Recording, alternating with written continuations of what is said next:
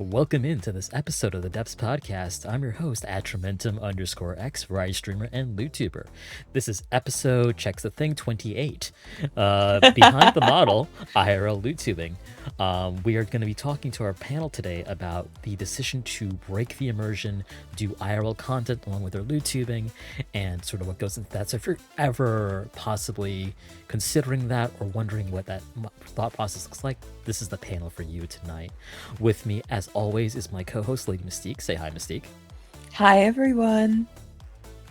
I appreciate you as always. It is currently 2 o'clock in the morning where you are, I believe. Yep. Yeah. I am going to be next to useless this episode, but I couldn't miss it. Well, I appreciate you. We're going to start with some introductions with our panel here. We're going to go from left to right, starting with PodgeTheGoblin. Hi, I am PodgeTheGoblin, otherwise known as Podgekin here on Twitch. What do you want me to just give you the whole spiel, the whole thing? Yeah, to give you the whole spiel. The full All right, Monty. let's go. I am a self-made VTuber. I drew and rigged my own model, and I am an ASM artist and Lewdtuber. I stream here on Twitch most of the week, and usually every Friday on the Blue website, Funsly, if you will. Except tonight I'm here, so yeah, not getting quite as lewd, but definitely digging deep tonight. Yeah, second appearance on the podcast. We're so happy to have you back. Yes, That's right. I'm very second happy appearance. to be here. Podge's first appearance on the podcast was the polyamory podcast, where we talked about polyamory and VTubing, something that we'll probably be revisiting in the future, believe it or not, because it's still a very hot topic. Next up, making her first appearance on the pod, KiraPRaptorGirl. Can I put on the voice mod? Yes, you may. I'm ready. Hi! I'm KiraPRaptorGirl! I am loud, I am gassy, and I'm here to talk about Lewdtubing. Let's go! I need studio lighting so badly. I do play games, but I think people are more interested in just like hanging out. So I'm definitely more of a just chatting streamer. But I do play Zelda, Cult of the Lamb. We watch videos and react to them. I do a little bit of mixology on my streams. I am a variety streamer, but definitely a lot of just chatting.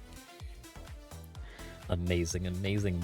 This episode was definitely made with you in mind because you are a bit of an IRL streamer too. Is that right? I am. I definitely with Twitch, I do a lot of hand cam stuff. I have 2 cameras set up so I can show when I make drinks or when I do egg streams or Pokemon card things. But I also mostly do IRL Lewdtubing on the Blue Twitch. Yes, so everyone, Kira almost exclusively does IRL Lewdtubing on Blue Twitch. We can say fancy, by the way. This is educational. That's true. And actually, I don't know if you want me to get into it now, but I didn't have a VTuber model that could undress itself, which is why I went IRL. But now that I do, now I'm trying to mix it up and do a little bit of both. Gotcha. Yeah, we'll get into it in a bit. Our next guest is returning to the podcast, aerigomoo. Hi. For the first time in live 2D. Yes, finally, I am back. Yes, I am aerigomoo. I do ASMR on Twitch, with a sussy, spacey vibe, and then on Fansly. Actually, it's funny, Kira, I do the same thing. I didn't have a model that could really do nude stuff, and now I actually don't because this model doesn't have nude stuff.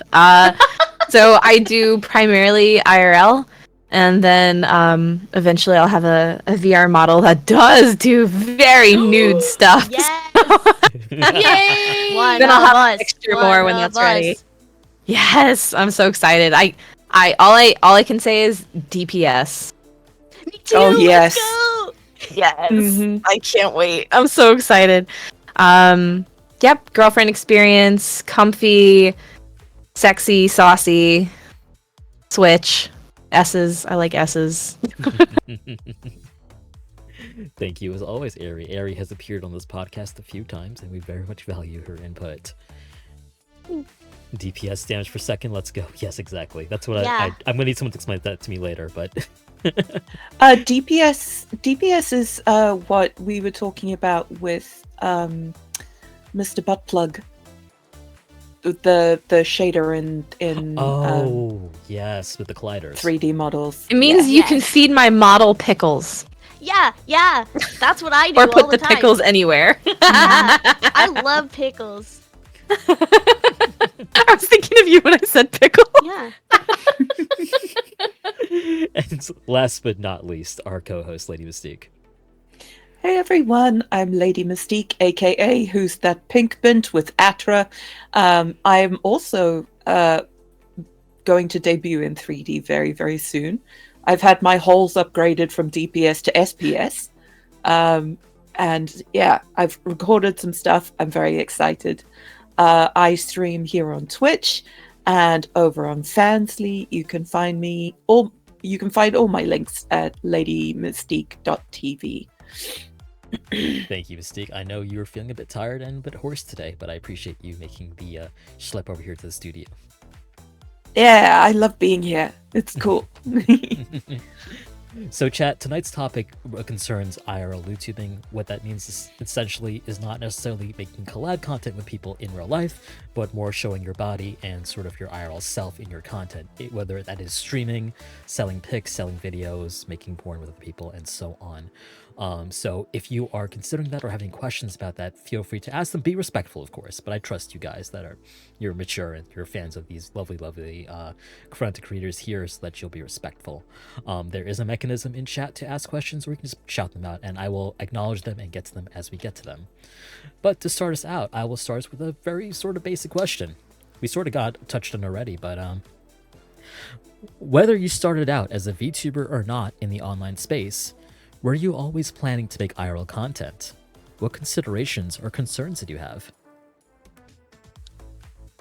I started as a VTuber, and initially, so I've been cosplaying for like 20 years, and I've done like a boudoir, but never anything like nude or beyond that. So I definitely didn't anticipate that I would be doing like actual porn. But I modeled Podge after my body, and my community showed me how much they love short stacks, and I was like, well shit, I feel really hot now. You so are I, hot. you know, I tried a little bit with the lewd, a little bit of like spicy cosplay stuff, and then I don't know, I just put my whole OC into it, and I really enjoy it. I love what I do, so VTubing gave me kind of the confidence boost to do it. That's awesome. I There's love definitely that. an element of body positivity that comes with like sort of showing yourself, I hope. yeah. I know it's not necessarily always the case, but I do find that a lot of people find that affirmation in showing themselves. I know I certainly did. I don't do a whole lot of our content, but I do. When I occasionally do it, people are like, oh my god, so hot, whatever, you know? Right? Like, it's been such a confidence booster. Yeah. I agree. When I first started on Fansly, I only did photos, and I just kind of wanted to see how that went. And it was like really well received, and I got a lot of really like positive compliments. I was like, okay. And they weren't super lewd, like it was still pretty tame. And then I think my very first Fansly stream, I was wearing like a one-piece bathing suit in a onesie, and we just browsed Bad Dragon. Like, it was just like really tame. Because I was like, I didn't know what I wanted to do, and I didn't know like how comfortable I was gonna be. But like, my community has been so like positive and supportive, and like they never like push me to do anything that I don't want to do. So I've just become more and more comfortable, and be like, okay, I'm gonna try this, or I'm gonna be more revealing this way. And like each time it's just like kind of testing what my own boundaries are, and everyone's been really respectful about it. And so then I was like, okay. So I just kind of stuck with it. And how long would you say it took you to go from, say, the double swimsuits to like full OC on screen? The full OC. So I think like the tits came out pretty quickly. But everything in the lower half, I think it took like a year for the booty. And I had like a cum-a-thon to celebrate 1 year on Fansly streaming and in July. And that's like when I first exposed my third eye. And The third eye. Amazing. I'm never going to see that phrase. Your the second same way smile, again. third eye. But I've never actually like purposefully shown the coochie, but like I think I could work up to it. But yeah, I think also that might be part of the allure of my streams on Fansly, is because people are watching like not necessarily the dismantling of innocence, but like the exploration of my own sexuality, and as I get more comfortable with myself. So yeah. I believe we talked about it. You mentioned like the corruption aspect, like corrupting you a bit, or at least Yeah, the corruption of innocence. there's a certain 'Cause appeal to I- that. Absolutely. Yeah, for sure. I am very aware. But it's because I've never done anything not safe for work or sex work related until Fansly. So I'm still like, I feel very amateur. I still feel very new to this. And Yeah, it's go ahead, Miss Mystique. no, you sure? Yes. It seems like your approaches to like revealing your IRL selves has been quite healthy and a very sort of positive experience. What do you like attribute that to? What do you think has helped make it a healthy and positive experience for you guys? I think coming from cosplay, I'm friends with a lot of like sex workers. I've been involved in the BDSM and kink communities for a very long time. So I'm very much all about safe sex practices and stuff like that. But I think really the support of my community and like the respect of my community is like, they're a bunch. I see the Podge champs in chat. Y'all are a bunch of gooners, but like you're pretty respectful about it. Like they've never made me feel uncomfortable, and they've always been very positive about what I do. And I like they get so excited when they see that like IRL Podge matches VTuber Podge. And it's just really, because it's been something I wanted to do for a long time, but I never had the self-esteem to do it. So now I'm like, oh shit, maybe I am hot. So, and I mean, I'm in my 30s. Like, I've learned a lot. I've been through some things. It's easier to know how to go about this stuff safely when you've seen it done unsafely. Yes, very much so. That's a great point. There are so many like examples of how not to do it out there to learn from, because like goddamn, it can go so badly wrong. Yep. And I think I'm a rare case where I am a VTuber that does spicy content that also shows their face That's a great point. in full. And it's because I've been cosplaying for so long, everybody knows what I look like anyway, so I'm like, fuck it, who cares? I love it when you post your cosplay pics. Like, you are fabulous. Thank you. Heck. I Yeah. would think that one of the concerns of, and I apologize for the green screen lines, everybody, we're just tweaking something right now. I think one of the major concerns I have as an older Lewdtuber is that I do see some very young people entering the Lewdtubing space, like 18, 19-year-olds, and they're kind of just figuring it out as they go. And I'm very, very concerned sometimes, because I just, like, I don't want to say people are going too fast, because like that's like up to them. Like, it's up to them what they want to show and what they want to do. But I just like wonder if there's enough resources out there for people to be like, well, should I be showing this much now? What should I show people? Like, what are the how do I protect myself? And I really do hope that we're able to sort of touch on that today. And That's how the do I thing say is, like, no? There's not. Mm, Yeah, there's not really any guidelines or tutorials. I wasn't a VTuber. I've always done IRL, not always. I've done IRL content a lot prior to even knowing what VTubing was, because then I saw VTubers on Fansly, and I was like, oh, I want to be anime. So I was already doing IRL content on there, and there's a lot of really well-known people. And the thing is that there's not really a guide or tutorial, and I have seen a lot of young creators, sort of that college age, get on there, and they want to do it as well, and that's great. But I did find a lot of them were having trouble navigating boundaries, and then some of us older ones would speak up and be like, "Hey, I recommend this. But there's also an entire chain of networks. It's sex working networks. Through Twitter. They're basically like big DM groups.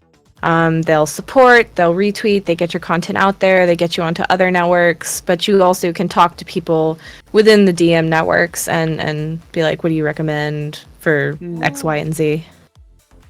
that's very cool. I didn't know that existed. I didn't know that either. Yeah. Yeah, I'm in a few yeah. Discord ones, but they're very like it's by recommendation only for everyone's safety. Like someone has to know you to Yeah. be accepted. These into were them. definitely invites. Yeah. Yeah, because Yeah. there's a lot of very predatory agencies and companies out there, and people in general that will try to take advantage of what you do. And yeah, so it can be a very scary thing for someone who's new to it. Definitely. I Yeah. think when I first started and I was like, okay, I want to be on Fansly, I want to take pictures, and eventually I want to try streaming, right? When streaming became a thing on Fansly. Like, I actually tried to do research and, like, look up YouTube videos, but actually Reddit is where I found a lot of Yeah, information. Reddit's really good. Yeah, like, I don't know how to use Reddit well, but I can browse, right? And so there are a lot of like cam model, cam girl, like that kind of like forums, and like they post a lot of like, basic tips, like what to do when you're starting out, like, make sure your windows are closed so that people can't figure out where you live. Don't Yeah. wear clothes that you wear regularly outside so that people can identify you, like all kinds of like little tips that when you think about it, you're like, oh yeah, that's common sense, but like sometimes you don't think about it until it's that moment, and maybe it's too late if you're already live or you've already posted something. So that's like where I found a lot of advice for starting out. But I think as far as like the boundaries thing, I think that's just any online content creator ever. Like when you start really young, you haven't figured out for yourself what your boundaries are yet. So sometimes that then translates to the work you do. And I think what has helped is like I used to do YouTube. It failed. That's why I'm not there anymore. But that's why I'm here now. Because I used to do like ASMR and booktube stuff. But like that's when I started to kind of learn like how to kind of figure out what I wanted to do and what I wanted to show and things like that, just like in a safer work setting. And then I was a teacher, and so a really big part of being a teacher is like being hazed by your own students into figuring out what your boundaries are and how to enforce them. So you get tough being a teacher, and so I feel like all that experience has helped me when I moved over to Twitch, and I feel like I was able to cultivate a community that was really positive and supportive and like respectful. And if you don't subscribe to like my community, like communication, honesty, and consent, then you're out, And so it transferred over to Fansly, especially when a lot of viewers came from my Twitch to my Fansly. So I feel like that being older, having been like have job experiences where like people push your buttons and force you to figure out your boundaries, like help prepare me to be comfortable and like confident in exactly what I wanted and what I wanted to try and what I wanted to do, both on Twitch and Fansly. That's actually a point that I was going to say is a great point, is that sometimes you don't know what your boundaries are until they're crossed. Mm-hmm. And if you are very new to sex in general and you're entering the sex work industry, the sex industry, it can be very difficult to find out what those boundaries are, basically in a public setting where there are public pressures to be polite or not appear confrontational, or to I'll give you money if you show me this or do that. Or even the bully the streamer mentality that comes from Twitch, that comes over to sites like this.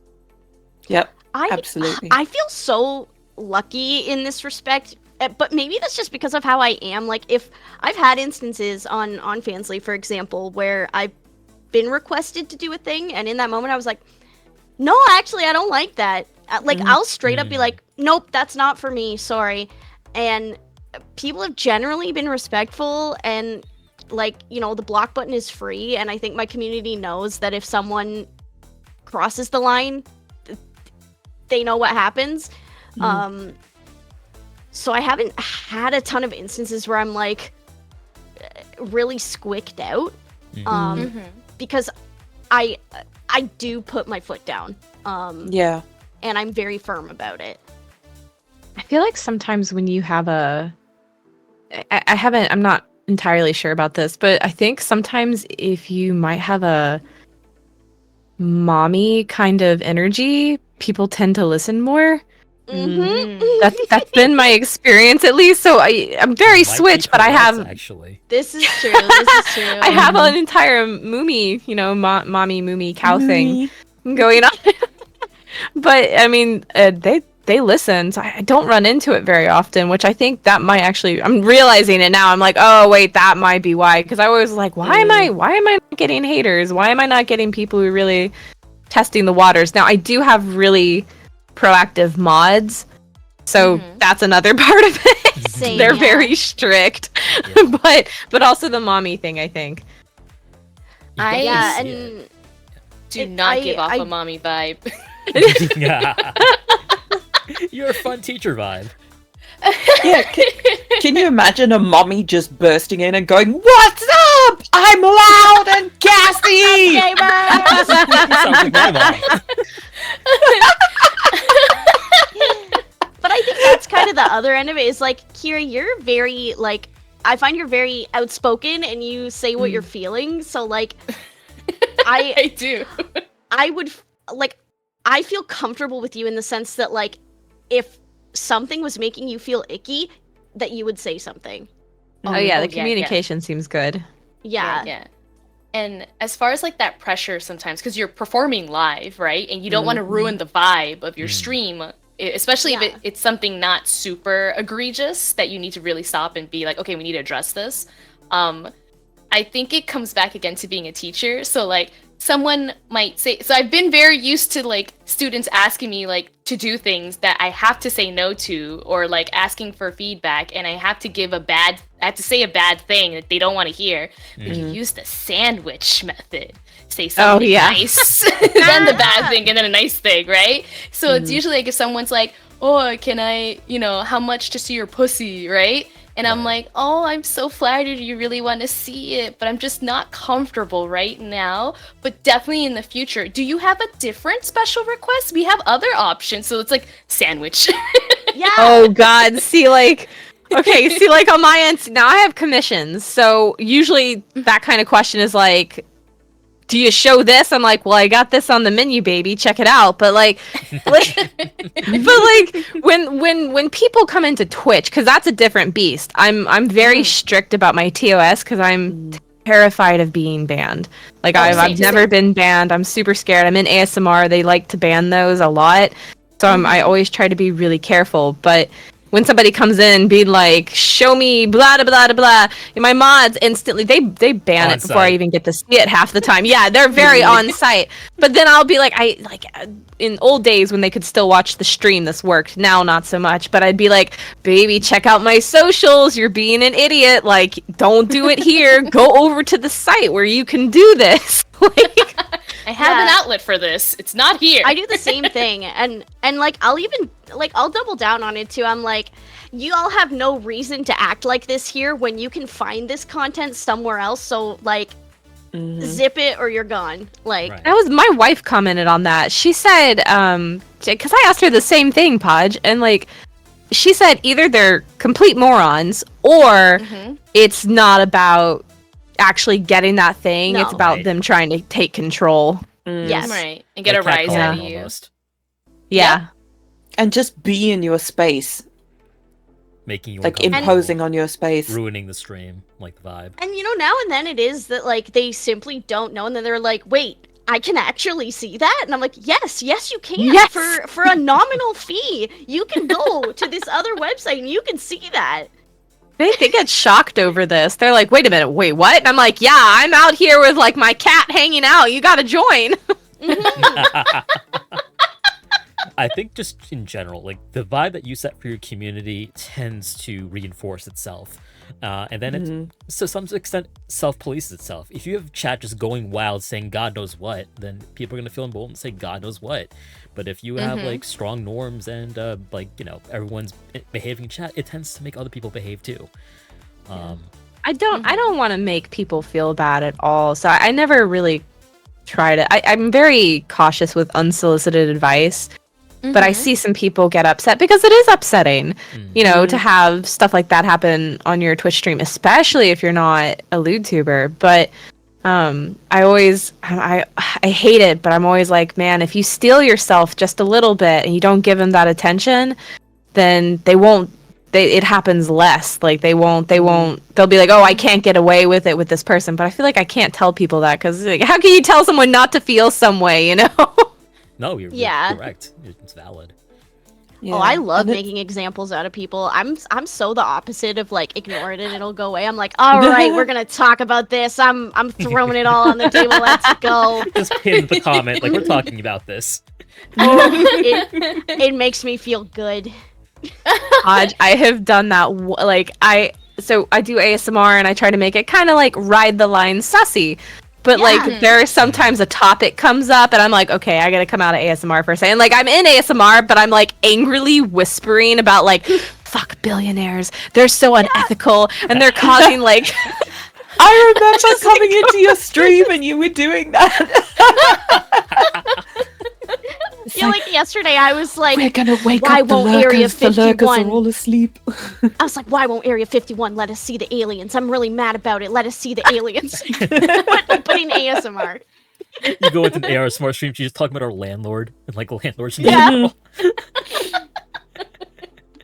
Oh my god. Wait, a lot of examples have been brought up about mods. Like, having good mods who understand what your boundaries are and what you're okay with and what you're not okay with. Like, if you have that strong, like, camaraderie with your mods and, like, clear expectations with them as well, like, it helps a lot. So, like, what was Ari was saying, like, on Twitch, like, I don't see some things. Like, my mods are so fast. Pew, pew, pew, they get rid of that as soon as they I go back to try and read it. I'm like, I want to see. Yeah, I have a thing that I always say on Fansly, like at the end of the stream, I'm always like, whatever happens on Fansly stays on Fansly or in the not safe for work sections of the Discord. Please do not talk about it on Twitch. Daddy Bezos does not like it. But like, you know, sometimes some people come on Twitch, maybe they found me on Fansly, right? Right. Maybe they're not like used to Twitch. They're not a Twitch like person, right? And they come onto Twitch and then they make a reference and immediately a mod like deletes the message. Like, we don't talk about that here. Yeah, we have this whole thing where we don't say the names because Twitch doesn't like it when you say the names. Yeah. And so we come up with all these things like Funsley and Hansley, and like we used to say Disneylandsley, and like, Where you can see my mouse for $29.99. for $4 installments of $9.99 or $9.69. Let's make it right. Yeah. For $9.69, you can too see this cat and all that she can take. Like, Somebody I needs to did- record that. Just I did love We're gonna make an. I did ad love after Tay this. coming on stream and like getting it mixed up, and she came on here and talked about this being purple Fansly instead of blue Twitch. That's hilarious.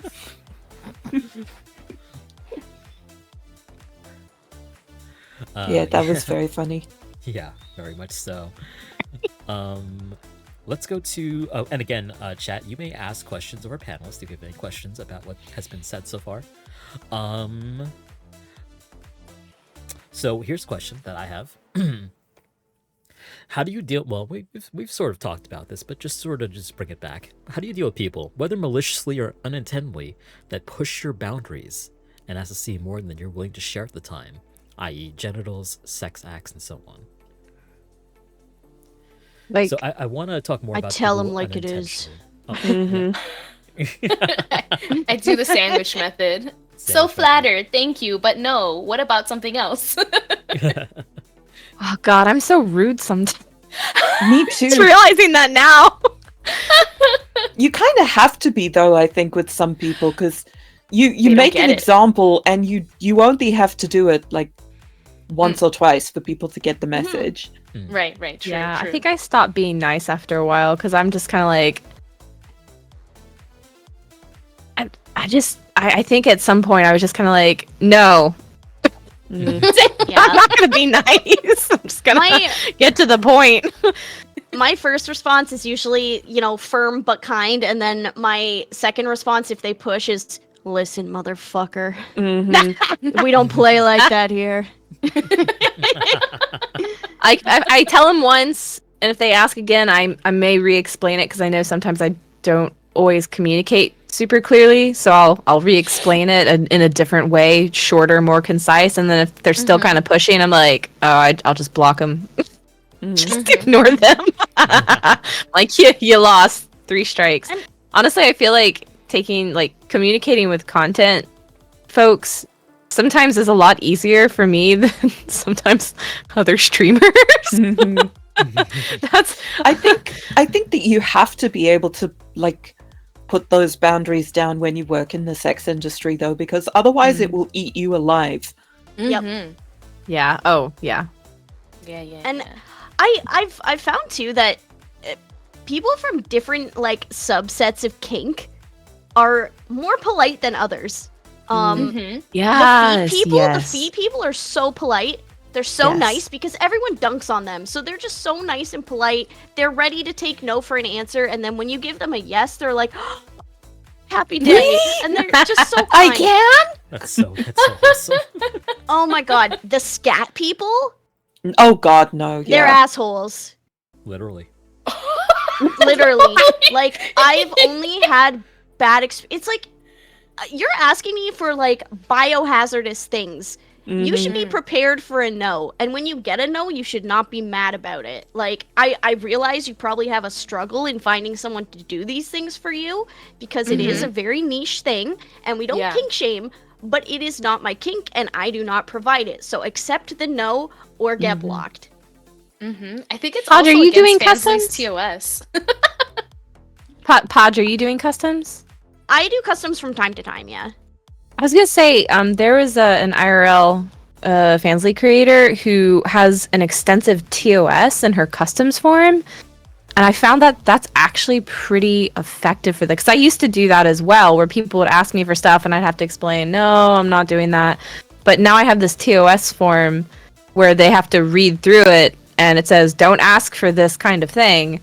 And so if somebody asks, I'm like, you're automatically disqualified or ineligible from getting a custom because you clearly did not read it. And if you did, you still ask. So that's automatically, you don't respect consent and Right. contract over. That's so smart. I will send have that to you. TOS for my rigging, but I don't have TOS for my custom. Yes, Yeah, that's such such a a good for your customs idea. because you are an artist. It just involves your Yeah. body. Oh, that's so smart. Yeah, please. Yeah. I would love that. I'll send you I would mine. love to see what that looks like, and then make Yeah, my own as same. well. Please post it in the episode group chat because I would love to Yes. see that too. And as shall. always, our advice to creators is it's okay to say no, and there will always be other clients. Yeah. Yes. Oh yeah. Yes.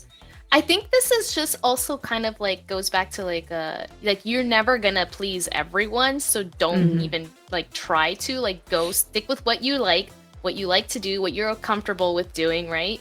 And there are tons of creators and there are tons of websites. Like if you don't get what you want here, go somewhere else. Right. It Shop can be. around. Yeah, it definitely is the case. I was recently like told a scenario where like a longtime chatter was like transgressing a boundary that it wasn't, and it was continuously like making people in chat upset and not really realizing it, and that was a more difficult sort of thing for that person to deal with. It did end up with that person having to be timed out, and that was a bit harsher than you'd like to do for a regular community, but like whether they've been there for 5 minutes or 5 months, like you still gotta enforce your boundaries. Like It Yeah, feels yeah. difficult when they've been there for so long, but you Yes. really I had a 1 year long person, but this was not a Fansly thing, this was a Twitch thing. A 1 year long person sort of who had given a lot of subs over that year, and I was super appreciative of that. Then turn around at the end of a year, which was really unexpected because it felt like a long game. Like at the end of the year, they turned around and they're like, I want you to use my service for editing, for clips, and I want you to do this, and I want you to do that, and I paid you. And I'm like, Oh, like, You didn't pay me for that. no. motherfucker. Yeah, like that was not agreed upon. Like you don't owe anyone anything. Yeah. no. Also, like, okay, maybe this is a small rant, but I saw something on Twitter where someone had given formerly very popular, now cancelled creator a lot of money, and they decided that since they were cancelled now and they wanted the money, that they were going to charge back all that money from PayPal. And it turned out to be like $2,000 that they'd given this creator Jesus. over the thing, and they're like, oh, well, I need to pay my model mama and stuff, and yeah, it's like, oh, is this a bitch move? And I didn't interact because like I don't have the energy to just fight with people right now, but yeah, it's a bitch move to I forcibly don't know why they extract always that give an money. excuse. Like I feel like if you feel like you have to give an excuse for a chargeback, like it wouldn't be a chargeback if it was truly some sort of understandable emergency or need, and you're like, oh my god, I gave this money and suddenly like I'm out of a home or something. Then I feel like we'd be like, well, let's find a way to somehow like help you or something. But like if it's I gave you money and decided I don't want to give it to you anymore and I want to buy something else, it's like that Yeah, sounds like a you're- you problem. Yeah, like Yeah. your buyer's remorse is not our problem. Yeah, and it just made me so like, because I don't want to defend the creator because they were cancelled for a very good reason. Right. Oh, but it happens like- to lots of other people, so we're just using them as an example. Yeah, sure. but like I feel like if you give money freely, you can't then like forcibly extract it back out of that person's account because you want to buy something else and they can't Yeah. Yeah. give you the attention or whatever it is anymore. Yeah. If it makes you feel better, the way I think about it, because this has helped me, is like this person who was canceled, bad egg, got it. But this person who also did this other thing, bad thing, don't do that. And Yeah. I have to always remind myself, because the internet trains you to think in this other way. The internet trains you, especially social media trains you, and Twitter especially, trains you to think that one person is right and one person is wrong, like completely right and completely wrong. That it's And black that is and just white. Yeah. not true at all. Yeah. Two people can be doing two wrong things different at the same time. Like, you know, Yeah. that's what I Yeah. try to have to remind myself of. It's a matter of critical thinking, and Yeah. 280 characters or less does not often allow for a lot of critical thought. No. And it's a big thing I bring up all the time too. But Yeah, I have as like a sort of protection too. Like, I put anywhere where I can get tips that tips are non-refundable, and by tipping Yes. me, you You agree to that? agree that you will not be getting a refund. So if someone does do a chargeback, PayPal or whatever will side with me because I have a terms of service about it. Mm. And it is only tips for those who go those who don't know that. It's not subs or anything. It's just Yeah. cash tips through PayPal where the chargebacks are risky to Right. creators. Yeah. Yeah. This actually ties into our topic today because there have been instances of creators going off like Fansly or other like sites where they don't have protection to arrange payment for customs and such, and then we'll have people charge back on them. So to the extent that you can, please try to use sites like Fansly to have chargeback protection, because you don't want someone potentially paying lots of money to see something, that they normally wouldn't be able to see, and then asking for a refund. Yeah. Or in the instance of like, say someone doesn't have a credit card and they don't want to pay you for a custom through Fansly, so they go through your Ko-fi. Well, PayPal has rules and Ko-fi has rules Yeah. about not safe for work content. So Ko-fi and PayPal are fully within their rights to suspend your PayPal account, Yeah. revoke like that money, whatever they want to do, because you are using those websites against their terms of service. So Right. like when people want customs and they say, well, I don't have a credit card to tie to Fansly, I'm like, well, then I'm sorry, I can't do this for you. Yep. Yeah, yep. basically. The sex workers I knew before primarily use Cash App or Fansly. Yeah, and That's in like all I Canada, can offer. Cash App and Venmo don't exist in Canada, so Yeah. I don't even have that option. Oh. Yeah. I've just always done my business through Fansly because it's just easier when I have to then like do all of my taxes and stuff and like It keep all is. of my business things in order. But like that's also true. And then I have had people approach me through like Twitter DMs or Instagram DMs like, hey, I want to do this with you, but I don't have like a credit card for Fansly. And I'm like, I'm sorry. All of my Like, business. how are you going to get me money if you don't have a credit card? Yeah. Or they're like, can I? Are you going to can like I- fly to my state and hand me cash? Like, what's... Like, how are you gonna give me your silly, goofy numbers on the back of your credit card if you don't have one? Just tie it to a pigeon and hope it lands in the right Yeah. backyard. Tie it to a pigeon. Yeah, and this There's is not always to some attack- excuse. Yeah, this is not to attack anybody, but like it's a very big red flag when people message the creator Yeah. that you don't Yeah, have it- a CC and that you want to do some alternate way of payment. Like it's a big red flag. Yeah. Yeah, Mm. like because Or- a lot of uh-huh. people will try to get around safe payment methods so they can do chargebacks and stuff.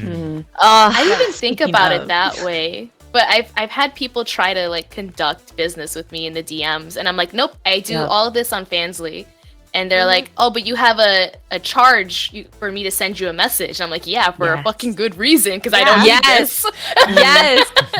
I don't need people demanding things of me for free. Oh my god, yes. I had to put the $1 DM charge Yep, on yep, mine because I shit you not, 150 DMs in 1 week, all saying some version of hi. Yep. Oh, And yeah. I was just like, no more. I'm not doing it. So I put on the DM charge, and that makes it's $1. The people who really want to talk to you, who Yeah. want to get something, they will pay it. That's fine. Yeah, But 'cause it they really were does willing to cut pay down on for that. The thing. Mm. Yeah. Yeah. I had a Exactly. There guy are who people who would try to get DM around me. it. I had a Yeah, guy and who I would DM me good morning every day for a week or two. And Atra and I still do that. Like whatever time it is. It could be in the middle of the night, be like, good morning. Good morning.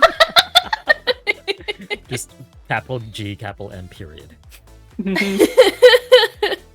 Yeah, Like- and I think that's a good tip too. If you're like getting into this stuff, like put a price on your DMs. Do not let people freely DM you because first of all, it's probably not going to be productive in the end for you to make something out of it, and it's just going to waste your time.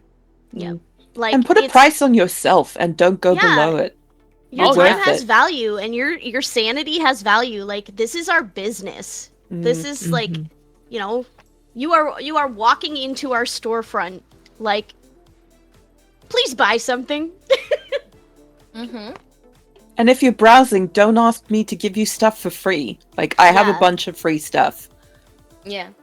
Exactly. try to Like we all barter drop with you. freebies. It's like, yeah, I'll send you my dick. It's like, wait. Like, I don't want to wait. see it. Go like away. You may that have conversion one rate is not there.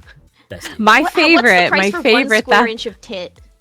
oh my god, my favorite that Lower. happened recently was somebody said, "Can you send me a, can I say the p? Can you send me a pee pic? Like, no, not pee pic. Sorry, like a cat pic. Can you send me? I'm trying to figure out what I can say on here. I'm trying to figure out what I You can can say. say pussy. Yeah, You can say okay, pussy. pussy. I know Things in it's an pretty just out here. educational Okay. manner. They were like, "Can you send me a pussy pic if I send you a dick pic?" And I'm like, "Look, No. Tracy's. No. look, Trade offer. I enjoy all the sausage that my clients send me. It's fun. It's different. I get to see the world of cock. But that is not payment to me." No.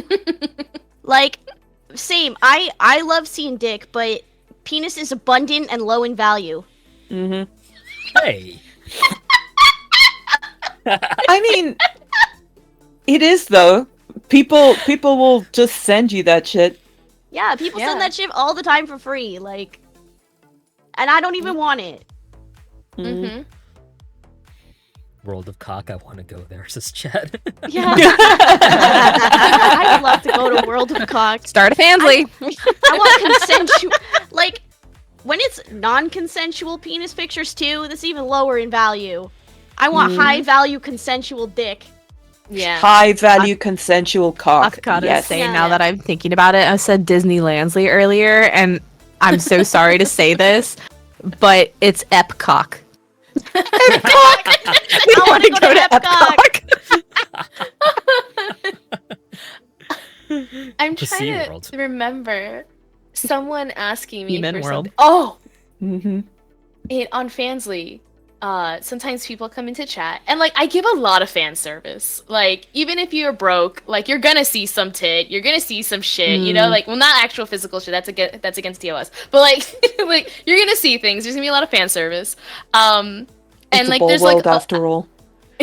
Sorry. and I offer opportunities for like people who can't afford something now, like to like still win things. Like, oh, we'll play Jackbox, Yeah. and the winner will get a free pick. You know, so it's just like to engage chat and like to just have a, good fun or whatever.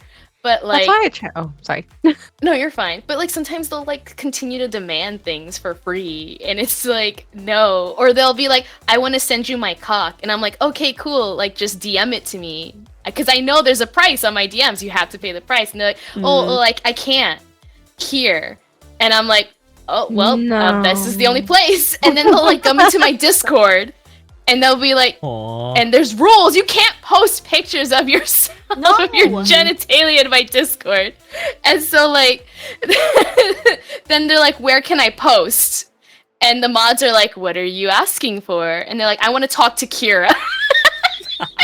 Oh yeah, They like no. jumping through all the hoops to try to figure out how to send me a dick pic and not have to pay for it. And eventually the mods like get with it and they're like, if you want to conduct business in the not safe for work sense of Kira, she does all of that on Fansly, not here. And they like get all upset and then eventually leave the Discord because they don't get what they want. Like, Yeah. I have seen some fine sausage, let me tell you. But that fine sausage, they paid to send me those Some of pictures. it's just left your and gone back to the States, I believe. Yes, that... If you would like to see some fine sausage, I am curious. I need to click on that at some point. yeah, I'm not trying to be weird. I'm like, Podge makes really good content. Like, I want to go see this. listen, I'm not gonna lie, it's good. I'm not Yeah. gonna lie. Well, I know what I'm Former watching guest of the after. podcast, we won't say who, Atras. but you can probably figure it out. Yeah. And if you can't figure it out, it's on my Twitter. There you go. Yeah. Did you post a video on Twitter? I posted a blurred, like, 20-second clip on Twitter. If you want the full shebang, you gotta do it on Fansly. Yeah. Yep. I mean, you've to done Fansly. like live sex content on Yes. Fansly. Like I've seen a couple of your streams where you've done that. and Yes. it's awesome. It's It so is. fun. It's a logistical nightmare, but it's so fun. God, it is. That's Right. why I don't do it. That's the only Wait. reason I don't do it is the logistics. I'm like, I Wait. don't feel like it. Wait, what's the logistical nightmare?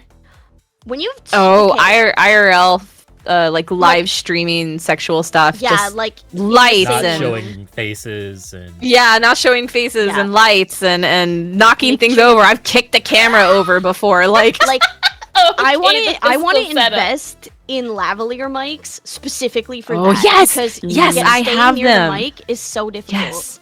I'm getting ready to use mine for live streams because I'm going fully like IRL on live streams, and I'm not gonna have like I might have a little model over there or like a little GIF or something, but it's not gonna like be my tracking or Yeah. anything because it's just too much to like maneuver while I'm doing that. So like my IRL streams, I got the mics and my friends really recommend them.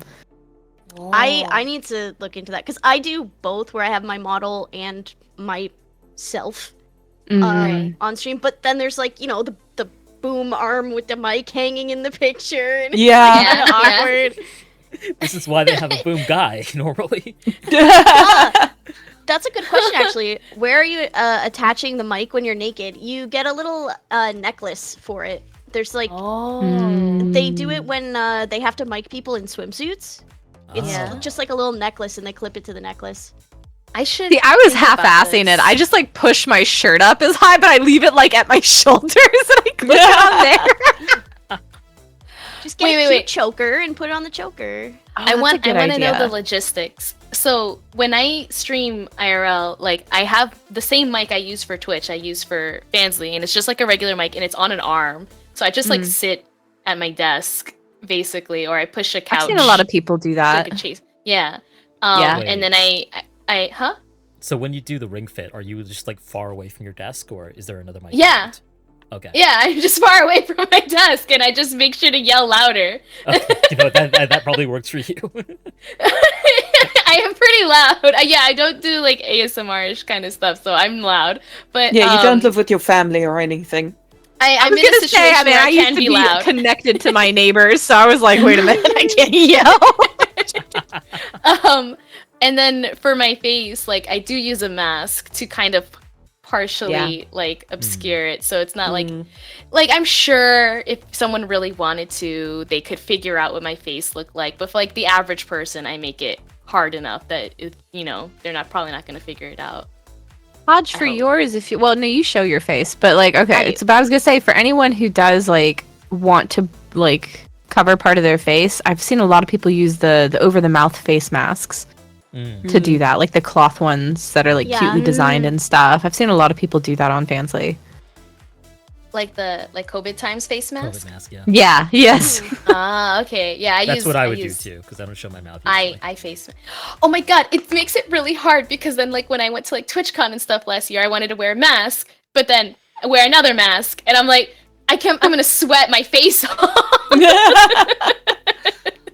Oh, that's a Oh my great question, God. actually. Like, if you ever do go to like IRL meetups or like conventions, do you have any concerns about showing up there with your full face on display? I always have a handler. When I'm guesting at cons or going to a convention, I always have someone with me. I don't do stuff alone. Oh. And if I'm requested as a guest, I say, okay, I need a pass and accommodations for my handler as well, because like I actually got more harassment as a cosplayer than I do as a sex worker. Weirdly. Wow. Yeah. Because I think people know that if they fuck around with me as a sex worker, then they will lose access to the spice. But yeah, I make sure I don't go anywhere by myself. That's actually a great tip. Yeah. I think No, that's just a if great you're- tip for people in general who are in the public eye like that. You like Yeah. don't do anything alone ever. Yeah.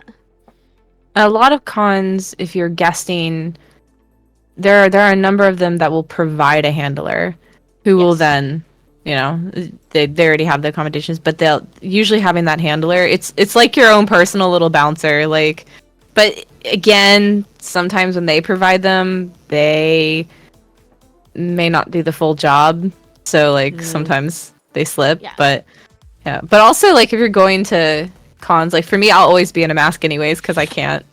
I have health problems, so like I can't be exposed to even like minor stuff, let alone COVID or anything, because then there won't be any more spicy content unless you want to visit the graveyards.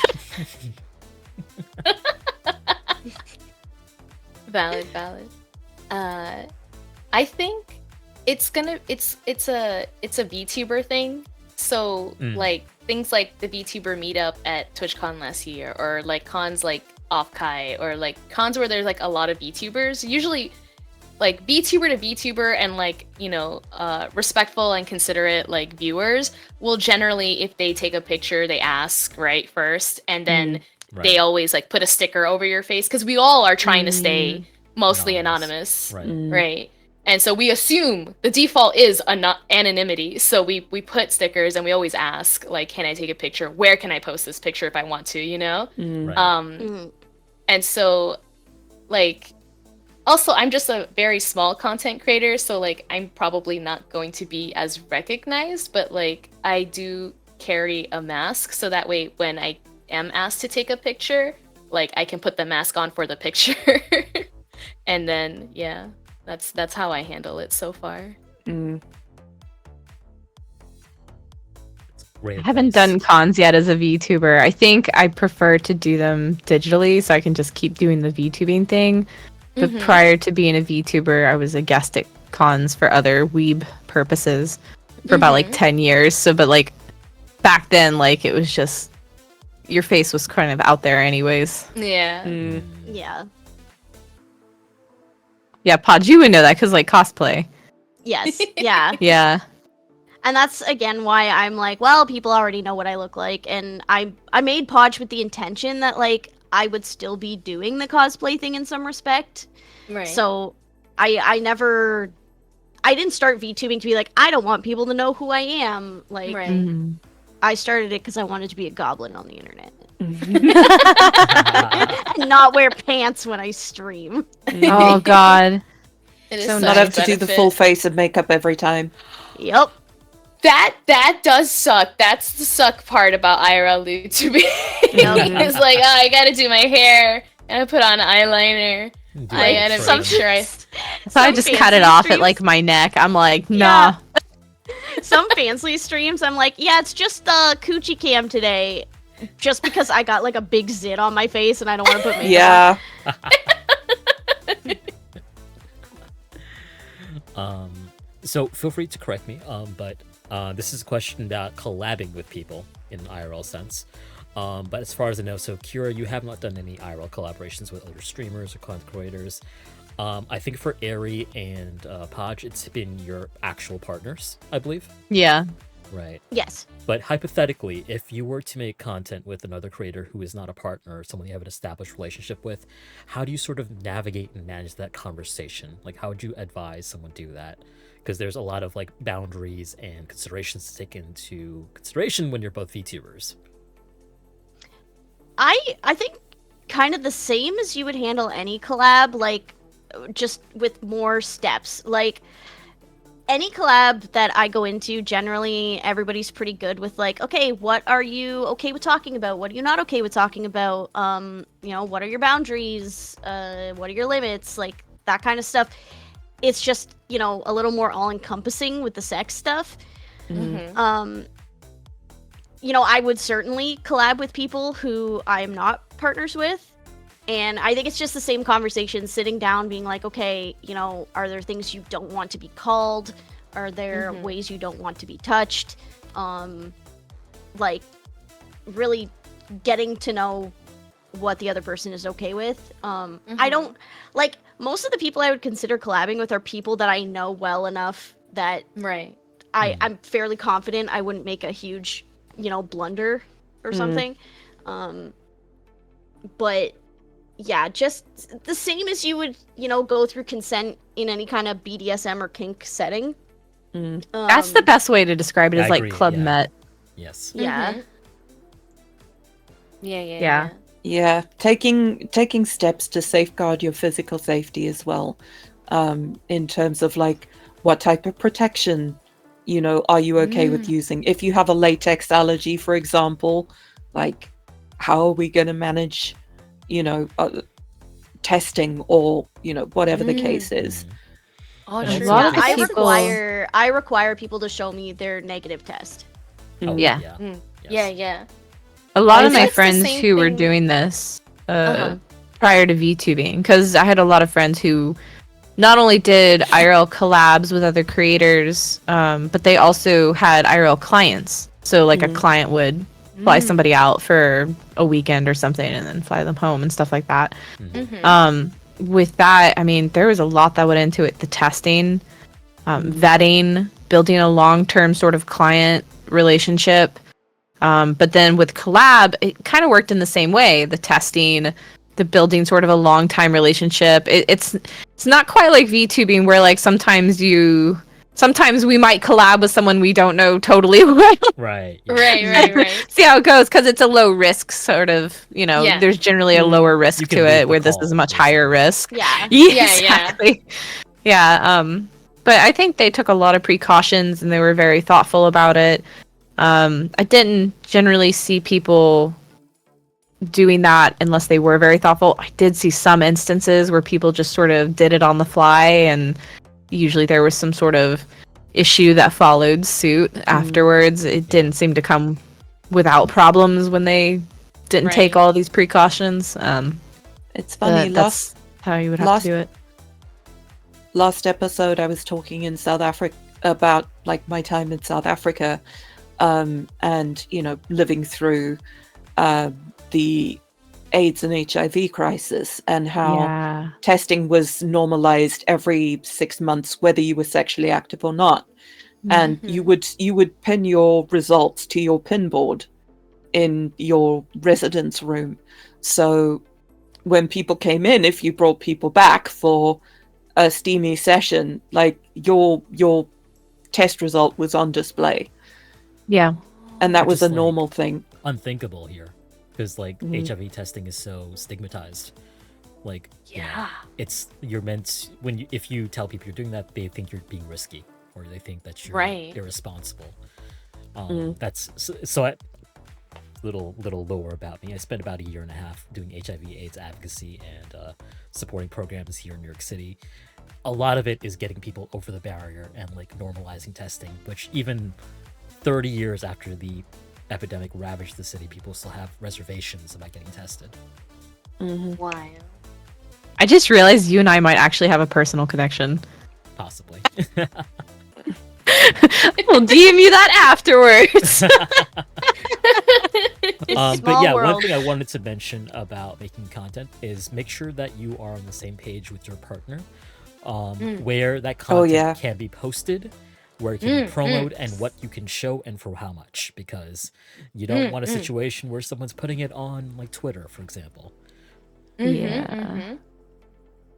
Yeah, a lot needs to be discussed, and there is a lot of trust, because maybe you might forget to talk about something like that, and so being able to trust the person to then be like, oh, we didn't discuss posting on social media, like what are we okay with, you know, like Exactly. afterwards and stuff. Exactly. I feel like it's kind of like whenever you know, like I practice like polyamory. It's like before you ever do anything with a partner, you're like, let's assess boundaries. Let's see them test. Yeah, because like in that regard too, it's like it's not just your safety; it's your other Yeah. partner's safety too. Yeah. Absolutely. Absolutely. Yeah.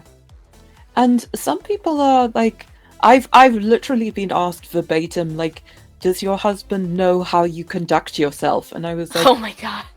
yeah, obviously. I'm not, yeah. It was so odd. I was like, well, Yeah, yeah, he's in chat, he's my obviously. mod. Exactly. He's my chief mod. There you go. There he is. Yeah, it's strange when people are like assuming that you may be doing that this is a shameful thing that you have to hide from Right, like no your husband family or partner. your would be okay with partner this. or no partner would be Yeah. okay with this. Yeah. Oh my god, I hate that. I hate that so much. Like fish mage said, only slightly sexist. Only slightly. Just a sprinkling of like concern trolling and sexism. Yeah. Like, what are you and- talking about? He's in the video. Yeah, exactly. He just asked Oh in my the god, middle they're of it, like, how "Are does you gonna Nano post feel later?" about this? I'm like, she's filming it.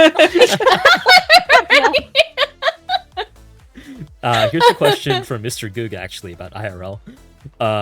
Goog asks, so when filming IRL content, do you think about shooting a script or just film as you go? So how planned out with your IRL The logistics. streams? Logistics.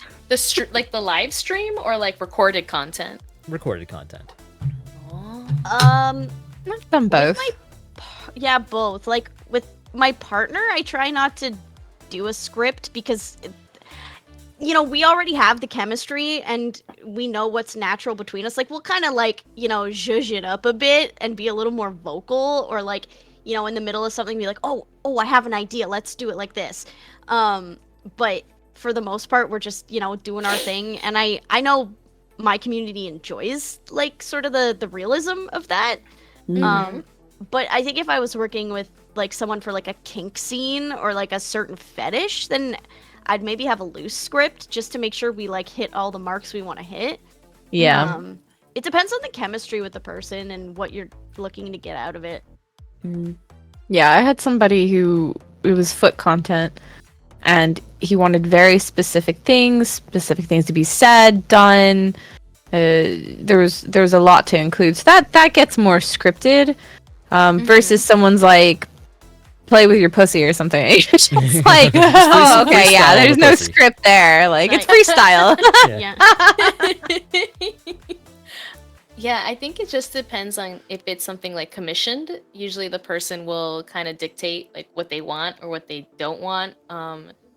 But like I feel like again I'm still very amateur and I'm still very new to things, but like I had been commissioned once for burping and I had never done that kind of thing before.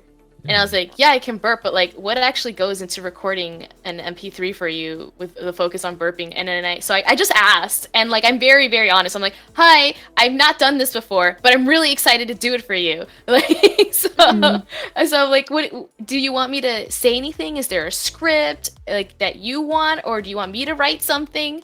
And they were like, no, only burping. I was like, what about I've had that happen with a script Let's actually, go. script com. They're like, yeah, I like some drool fetish in it. I'm like, tell me more. Like, what exactly does that entail? yeah. I have a exciting. question. I have a question for all of us. Because Yeah. that makes me, what Kira said makes me think of it. What's content you want to create more of that maybe you don't get to create a lot of? More freestyle JO. Not JOI. What's the opposite? Ramble Joy? fap. There we Wait. go. Wait, what is it? Ramble. What's fap. ramble like doing fap? fap stuff. What's ramp? What's- Oh, where you're just kind of rambling and doing it. Yeah. Instead of scripting it. Everything I do is Like scripted, unfortunately. lazy fap. Yeah. Yeah, sure. Lazy fap. Like where you just like, you're just kind of like delete. Like you're not. There's No, well, instruction. ramble faps, it's like stream of consciousness fapping, where Yeah. you don't have a script that you're reading, you're just talking. Oh, but you're saying things like what you're Yes. potentially imagining or something Yeah. like that. Yeah, I'm not but good at it's- improv like that. Oh, That is primarily what I do is improv. It's Me like, too. okay, guys, I need a place and a style. Not the doodle doodle lee. Like Doodle I doodle like lee. I like doing scripts. I like writing scripts, but like when it comes to spicy stuff, like I don't know. I like just doing my thing. But I had to think about like what I would want to do. I really actually would like to do like a proper like master and maid roleplay thing, like IRL with someone. That would be Like, so good. because I want the feedback and I want like to do like a POV, like I'm your maid, and like, you know, Yeah. not because it's my favorite thing or anything. Like maybe you don't get a chance to do it. Yeah. But I'm a goblin maid. People like the maid aspect, so I want to also cater to that. Like, right. I think I'm looking forward to doing more futa content because I started doing it before I had to have my oral surgery, and then I stopped doing like the pre-recorded stuff, which is where I do most of my like role play and stuff. But the second part of my procedure is actually coming up in like a week, exactly a week, in fact. So soon I will be spinning that up more, and I am very excited to do more futa stuff because I really enjoy it. I just started doing it like as well. I finally added a PP to my model. So, and I unlocked something within myself, let me tell you. Yeah, it's so much fun having a dick. This is where I interject and say episode 31 will be the girl cock phenomenon. Oh my god, please. So I'll save my feelings on that for that, but like The futa phenomenon. let me just say it went really well, and I'm excited to do more. That's so My exciting. community is gonna be so angry because I didn't tell them this, but like I took a futa shoot. I did an entire photo shoot, and I did it around Christmas, but I never posted it because I forgot. And like That's where I got the idea too. so Because you had something in good. your model. I'm like, oh, Aries got one of those. Yeah, we can do an episode about like feminism. I did an people. IRL one, and I was like, this looked good. I want to talk Like- to you about the girl cock podge. I am excited. Yeah. I think there was one stream I was doing where, because pegging keeps coming up, and I'm like, yeah, I like pegging. Like, I like doing the pegging. And Yeah, me too. and and they're like, do you have the harness yet? Can we buy it for you? I was like, I have one. And then like they were excited, like put it on. And they're like, do you have a dildo for it? So it's like, I think they want this, and I also like this. Maybe this is something I should like figure out a plan for. You know what? We should plan a VR group, like several of us, because we, you know, there's a bunch of us who aren't very comfortable. Like, I haven't really gotten into the IRL collabs myself, just because like I'm married, but also like I just don't feel like it, and there's a lot of hurdles I would have to jump over. Yeah. But like we should. If you all are down, we should look into like some VR ones. I would love Eventually. that because I'm still very new to like the VR aspect of it. I have my 3D model, I have my full body trackers, and I do everything in Warudo, but like I'm so lost as to like how to capture this content in VR too. while I am doing the VR. Oh, you're ahead of me. I haven't even gotten my trackers. I'm I still like half it. body. We need a cameraman. We need to be on the casting couch.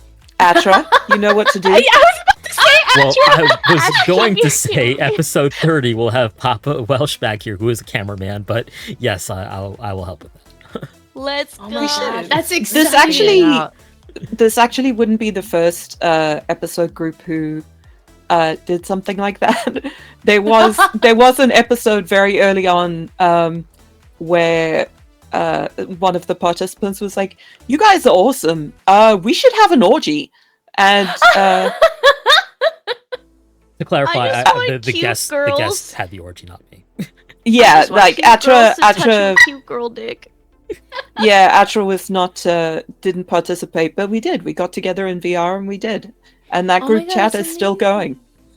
I've never. Okay, that's a lie. I've done spicy things like for community nights in VR where I just like let them play with the DPS on my model, but like I've never done like a collaborative VR spice.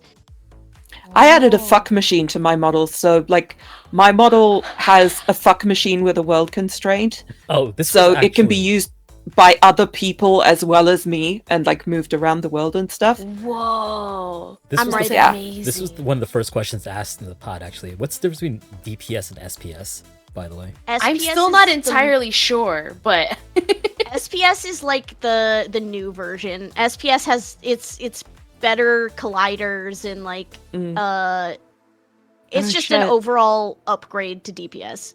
It's also got integrations like you can set noises and Yeah. facial expressions for certain depths in the sockets. So like if I do like a blowjob, once you get a certain depth in my mouth, I get like little tears and my face goes really red. Yeah. So I I'm can literally set that kind of thing. DMing my model artist right now. I have stuff like this set up for my 2D model. Using it's a similar setup, but it's using heart rate. And I have Oh, I that's have cool. things tied to the speed of my heart rate. Oh.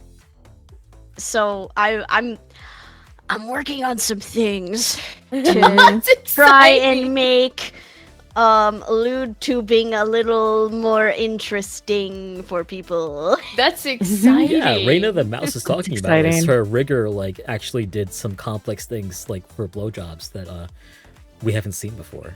You guys Yeah, should definitely talk to her as well.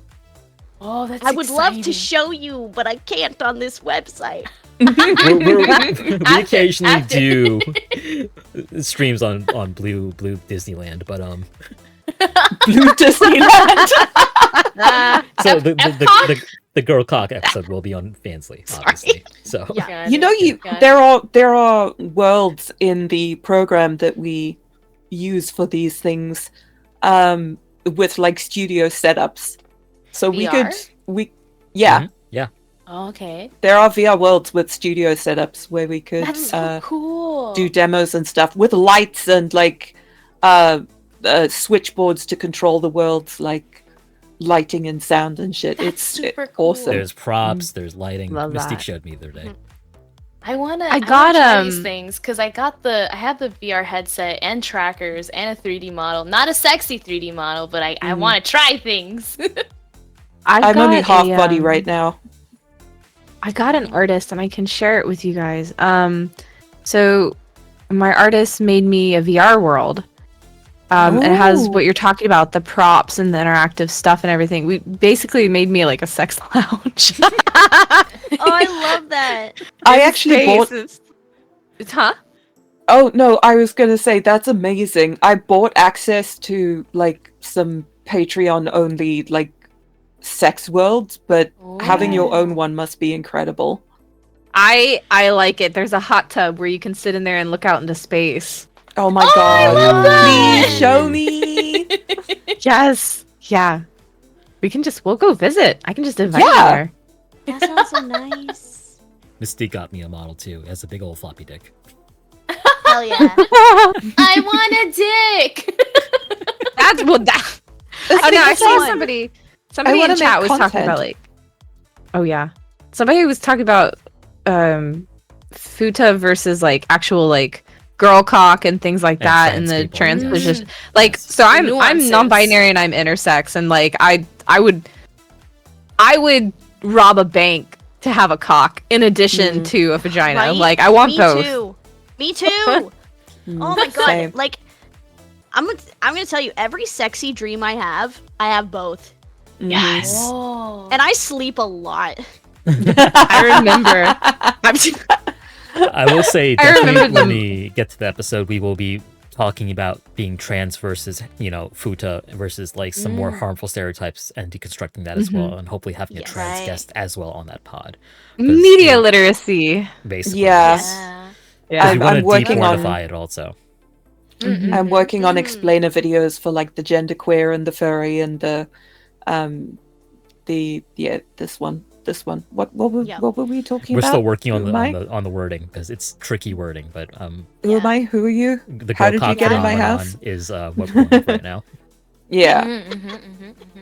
Yeah, like I'm gender also- fluid, and just like some days it's just so affirming to be like dick though.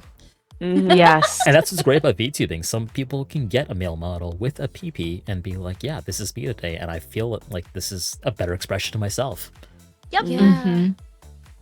Yeah. Like, and that's why you see so many LGBTQ people in VTubing is because you can be whatever you want. Yeah. I Exactly. really like that. It's I like- unsurprising because like sci-fi has always had a huge amount of queer people in it because you can do anything you want, be anything you Yeah. want. Yeah, yeah. I don't think I understood like furries until I went into VR and I like tried on a furry model and I was like, oh shit, this is lit. Like I like this and I can see how you'd get into this because it's like another way to express yourself and be how you want to be. And I was like, oh shit, I want a furry model. We're just teasing all the content for the next month because we have the genderqueer episode, the furry episode, and then the girl cock episode all in a row. I love it. Yeah. Just as a side note though, for anyone listening out there, I would also it's a dream to have someone pay me to eat. Not like they might think it's sexual, but like for me, Like a I'm just mukbang hungry. thing. Like I just want to eat. I Like, love all that. the time. Me too. Me too. Like I was so happy when I got the burp thing because I was like, this is amazing. That's what made me think of it when you were like, I got the burp thing, and I was like, if someone paid me to eat and they get off to it, I would love that. Yeah, I would love yeah. that because I'm gonna sit Yeah. there and just stuff my face, and if you get off, Yes. win-win. So then Yeah, I there was really like barbecue it. sauce on my Anyone- titties. Like, if anyone wants me to rip ass, I got some immaculate toots, dude. Isn't cake farting like a A fetish? thing. Kids Yeah, say It that. is. Yeah. It's also not allowed on Twitch. Definitely not. on I Twitch, imagine assume. so. Like sitting on a cake and Yeah. yeah. That kind of sounds fun. Wait a minute. That sounds like a fun stim. I think Yeah, that actually. people have done it before on Twitch, but now definitely cannot do. Well, Podge, you've done slime before, right? balloon popping. I've done slime with Listen- my feet. Imagine farting in slime. I'm sorry. I just Oh, have man, ideas. I'm like, wait a minute. That would be like, oh my god. I would love to fart for money. I'm I've- so I've- gassy. I've lost I fart control for of this free all the podcast. time. Would you not fart for money? No. I would. I would. Sir, I have IBS. I can fart on command. Like, Same. I have hot girl tummy issues like all the Listen. time. I got $200 in my bank account right now. Someone wants me to fart for Atra's money. leaving Like, damn. for the Spotify listeners. Atra's left. He's Chat, you left should the smell room. the studio right now. I'm just saying. We out here. We out here ripping ass. I Loki just got says, if someone paid you $100 for Rip Ass Live, would you not take that chance? Absolutely not. okay, Not so on Twitch, Atra, 'cause I I have a get banned. request. Like, clip this part where we're discussing what we want to do, Uh-huh. and just link all of us and put the clip on Fansly, Uh-huh. so we can Yeah. get a little bit of a Yeah. reach, and Yeah. people will come to us and be like, "Please fart for me," and I'll be like, "Yes, yes, I will do that." Okay, that's Atra- 1 minute, 1 hour, 28. Okay. Atra the will not subtitles fart and for everything on you, it. but we will. You you can pick your favorite one. Hot Girls, girl tummy Rip issues. ass for We you. got the Girls? cute toot. We got the long rip. We got. Girls, Mine we can I trumpets fix think- is him. done. We can fix him.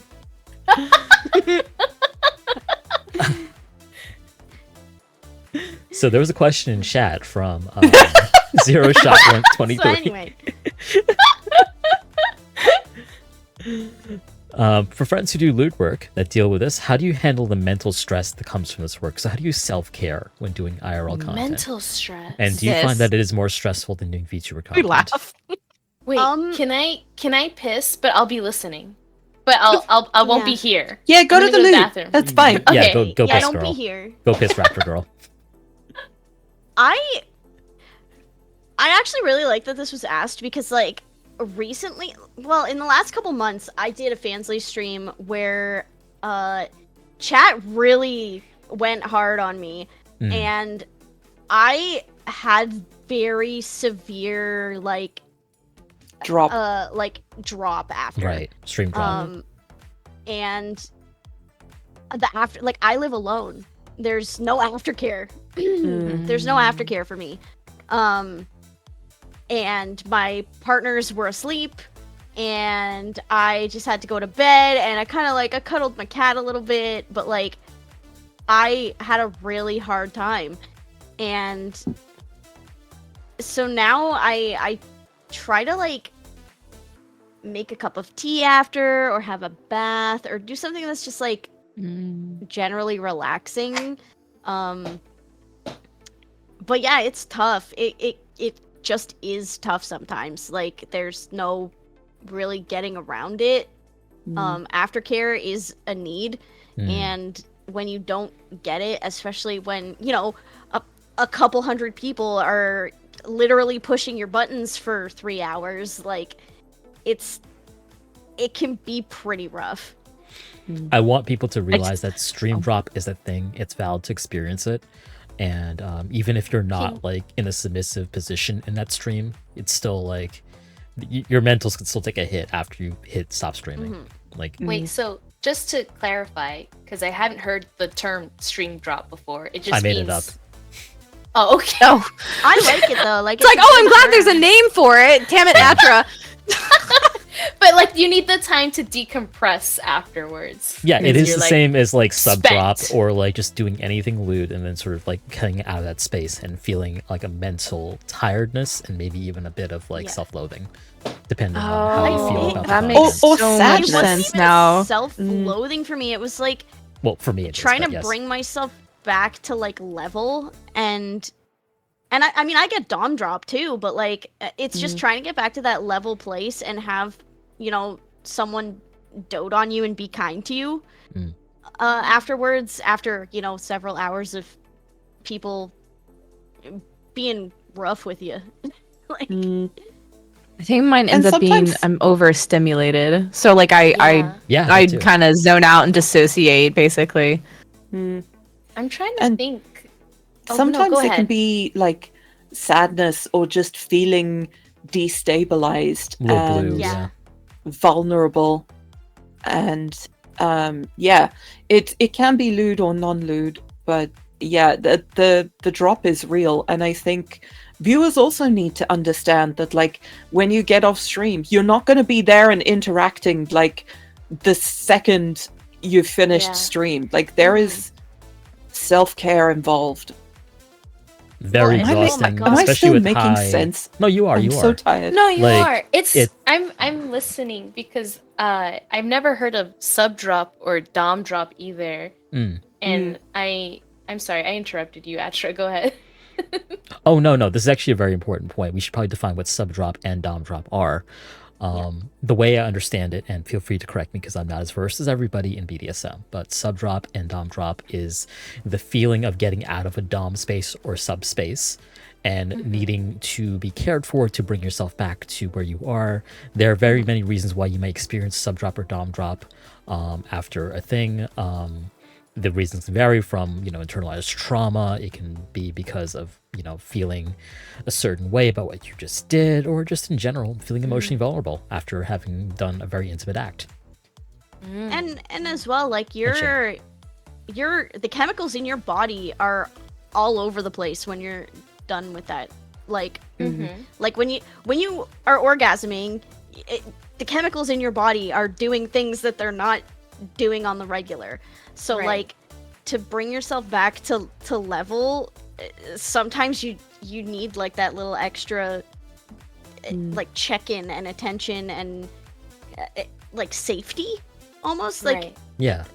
because you can experience like that anxiety of like almost like when you have too much adrenaline and you start to feel anxious. Right. You Well, can I kinda end up in actually- that place too.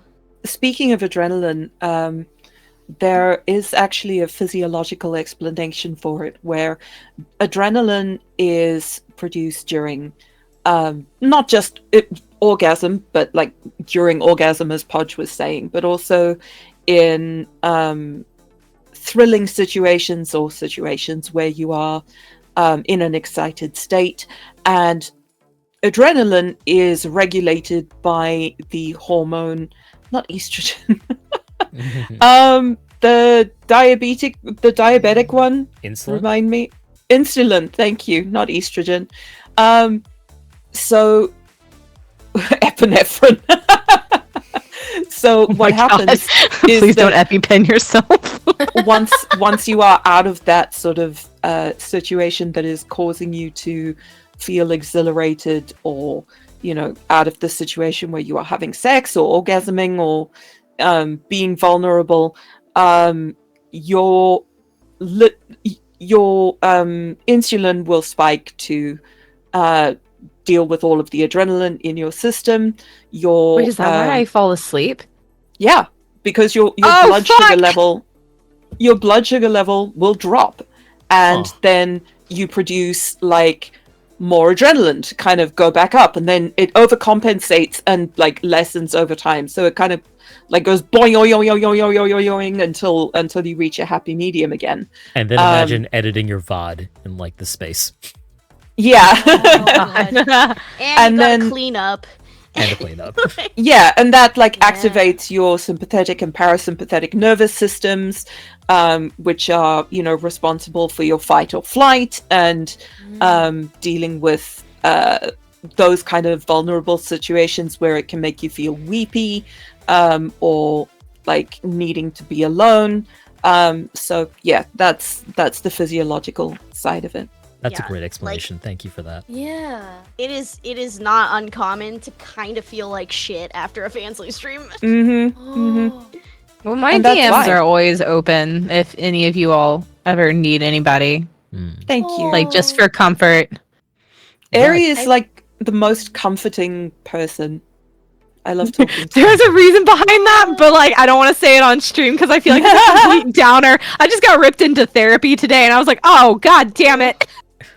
But like you're one of the reasons I got into ASMR as well, because like your content has that, you know, very overarching like level of comfort, and you are a very caring person. Like, Oh, thank you. So sweet. I love this for you. I'm wondering if I've experienced this drop. So like you said it's like lewd or non-lewd, right? But Yeah, it I'm can wondering absolutely be. if like when I used to teach, because teaching is so fucking mentally draining, physically, spiritually, is. emotionally, right? So and a lot of educators could sympathize with this. Like after a school day, you drive home and you just sit in your car for like 20 Yeah. minutes to decompress and like, you know? Mhm. And You just like, zone, you're gone. You're just like Yeah. dissociating out the windshield. yeah, just not thinking about anything. Like you just need a moment to like exist in a calm before you then It's go in the unplugging your house. brain. Yeah, Yeah. and do your chores and shit and have to talk to people and make decisions again, because all you do is make decisions and improv all fucking day and like, care for people all day.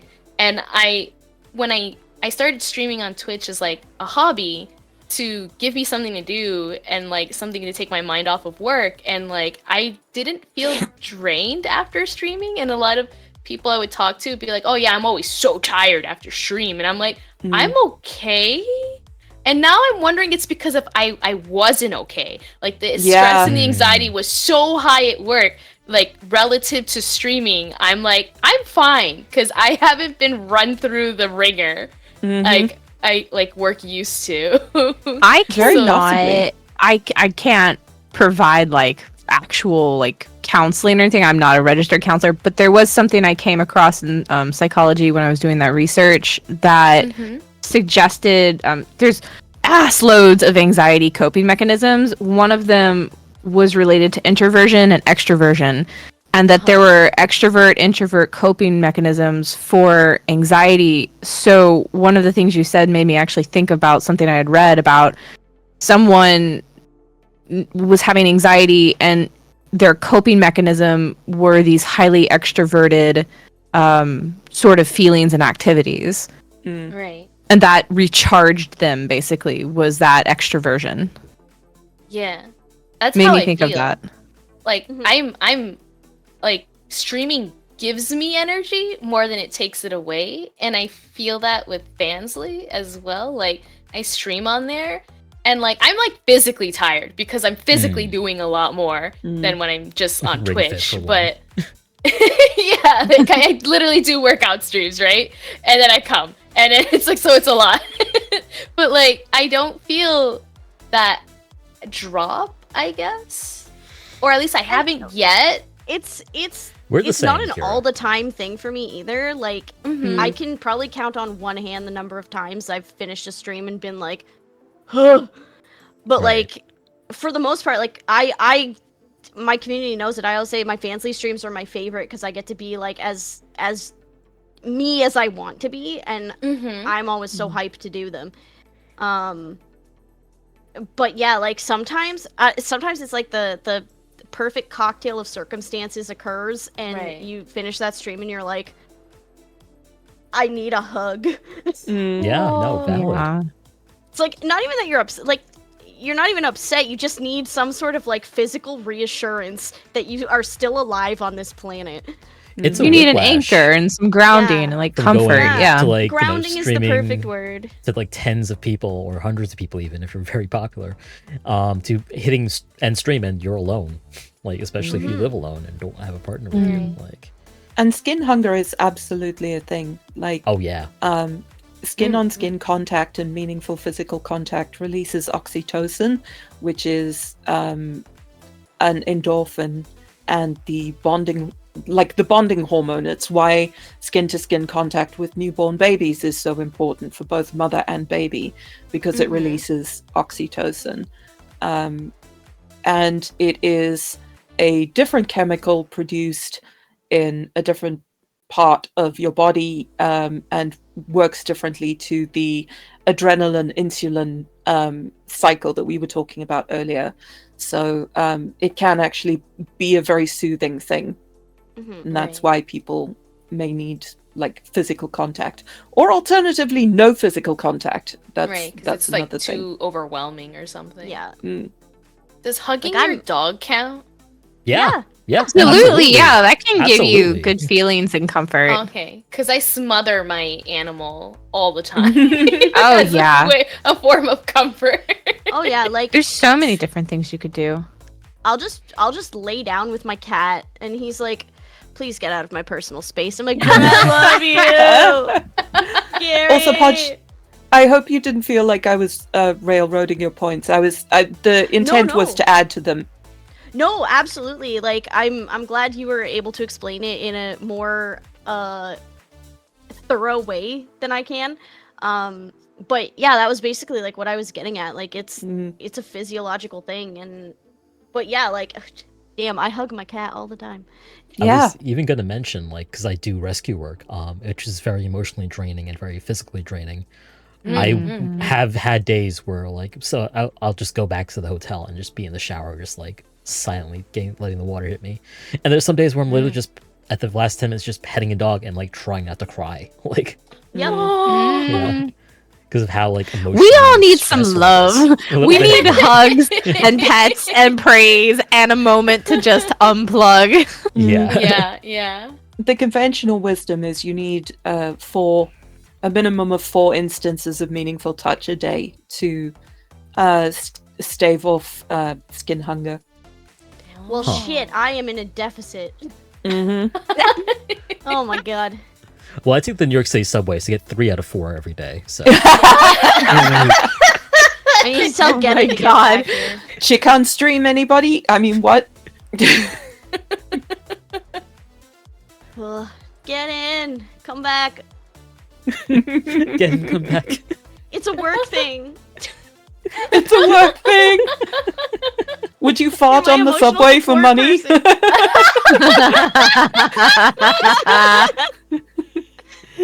Yes. That was such a wholesome moment that you ruined.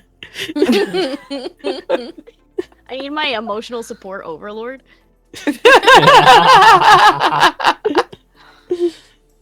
Oh my goodness. Yeah, I agree that skin hunger is a thing. I'm glad that we are talking about it, because it's putting a name to things that we don't recognize that we feel as like online content creators. Mm. Yeah. Mhm. And I think Yeah, when I Maple first was brought up- saying it in chat, it's for everyone, even people who don't make content. You need that. Absolutely. Oh yeah, this is everyone.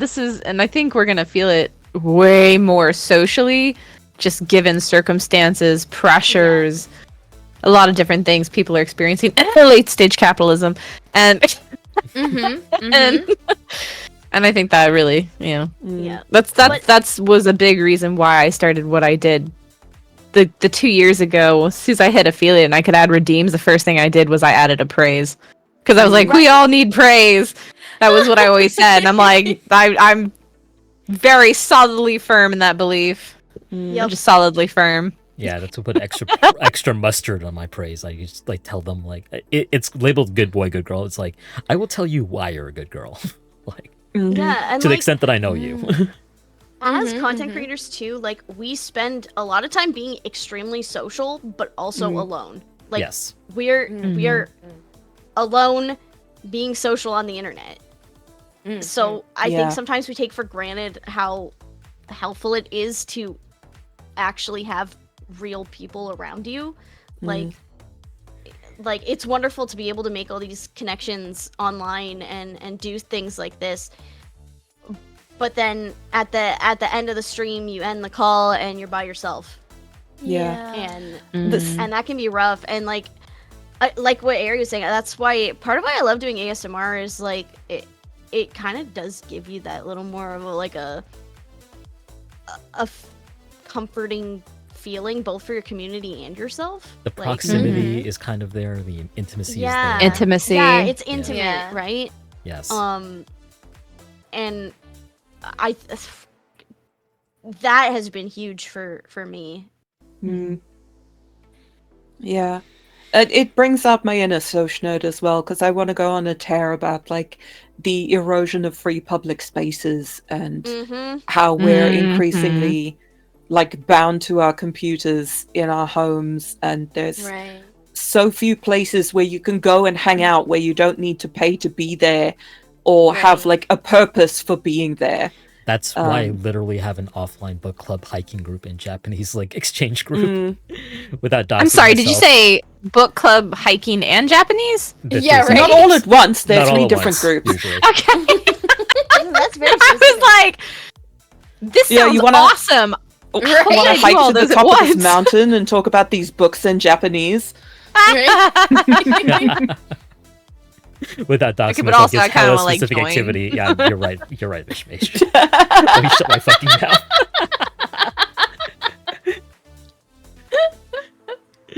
But yeah, no, it's because like I need the interaction people, because I'm not gonna hang out with my coworkers. They're all kind of old and lame, and And they like salmon-colored pool halls and $1 beer. $1 that sounds kind beer. of awesome, actually. Okay, well, I didn't like them, but Mine just go home to the kids every night. I just went home every night and watch anime, and I'd sew cosplay for my friends. Like, was Yeah. Like, I have a friend who has, like, stepped away from VTubing and decided to stop because they didn't feel that, like, you know, this space was a healthy place for them. And it was affecting their mental health. And they were talking about feeling so empty because, like, you know, they tied so much of, like, their friend group and stuff into VTubing, and having stepped away from that, they were like, I don't know what to do. And I was like, are there any like social meetups or stuff around you? And they were like, I don't know. I don't even know where I would go. And that just feels so sad to me. Well, this is also why I advocate for not being like wide freaking open with the community and like more cultivating specific friendships with people who you vibe with, because you can't be everybody's friend, and like you will feel it acutely when people don't come to your streams or hang out with you. And you'll blame it on God knows what, but at the end of the day, like, you need to form meaningful connections. Like, it's not impossible, like, in the space, but if you're not being selective and focusing your energy appropriately, you're gonna feel empty. You're gonna feel like your friendships are superficial. Like, that's just my personal rant about VTubing, honestly. that is what I had struggled with recently. I feel very lucky in the Lewdtuber sphere, though, because I feel like a lot of us in Lewdtubing kind of come into it knowing that there are stigmas against us, and so we are a little more kind and gentle and understanding with each other. Obviously, that's not to say everyone's like that, but like generally, I feel like the best friends I have made in this community are my fellow Lewdtubers, because I know they don't think less of me. They know I don't think less of them. We are very vulnerable online in you know, public spaces. So there's a basis of understanding there, I think. I agree. That and we all have to be very adult about things sometimes, like. But also, like, practical. Other Lewdtubers, this has been wonderful. Recently, I've made friends with more Lewdtubers who I have found have been through the same things I have, and I'm finding Lewdtubers don't seem to have this mentality of competing with you. Right. Yeah. That's absent from the space. Like a lot Versus of people in VTubing, experienced a lot of that and had a lot of mishaps where I thought somebody was being a friend or friendly, did not turn out to be that way. I think a lot of that has to do with sort of like self-esteem and, you know, comfort with yourself, because you kind of have to be comfortable with yourself to do this. So That's not a lot of people. Right. yeah, like you've already kind of conquered some of your demons in a sense of like, you know, those Right. insecurities, because you do have to be quite secure with yourself to do this kind of work. Yeah. At least long term. Yeah. From doing phenomenon this I've- podcast, like I found that a lot of Lewdtubers at first they don't really talk to each other, and it's a bit of a lonely existence until they realize that people have similar experiences, struggles, and it's again not that competitive among each other. Like there's not a crab and barrels mentality. I found, yeah.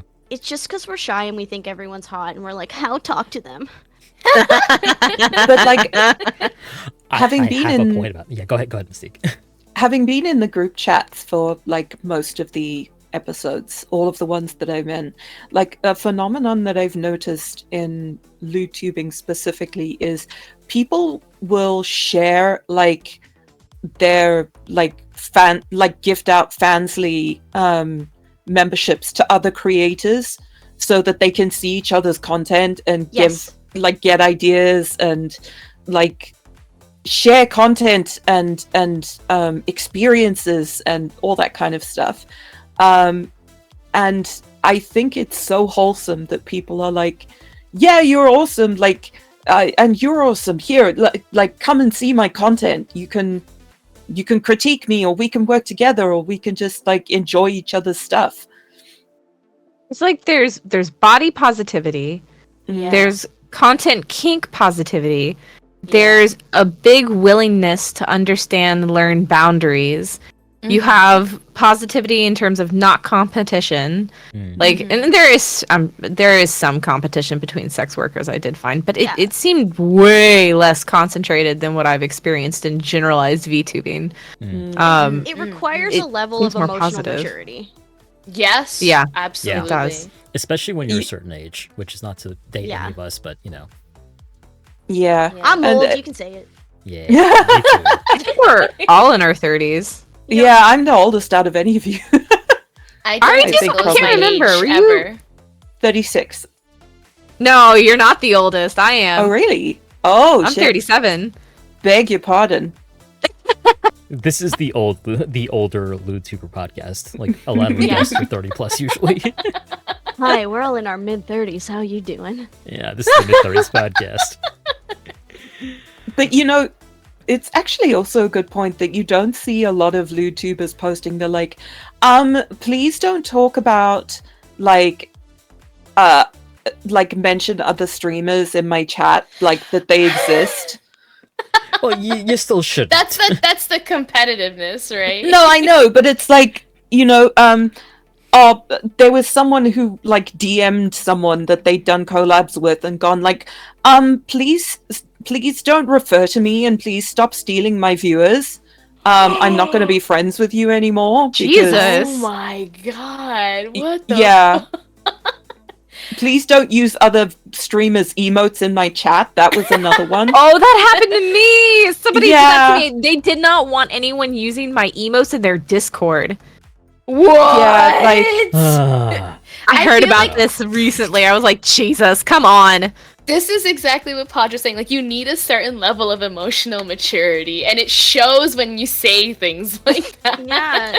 Yeah, like So Otherwise, you're just insecure. never gonna make it. Like the industry's just gonna eat you alive because you're gonna be so stressed out all the time. Yeah. Mhm. You, I so feel many like people just throw temper tantrums constantly. They really do. I feel like they care about things like that are very superficial and like just surface level. Like, if you're a good content creator, you have confidence in your content, and it wouldn't bother you if someone used someone else's emote in your chat, you know, I've because had you that. feel secure. I've You had that know? happen only once to me, where I was like, so it's the pants grab emote, and like some kid was like spamming some other creators like pants grab emote in my chat. He was like 18. And I'm just like, if I see so and so's dick in my chat one more time, That's different.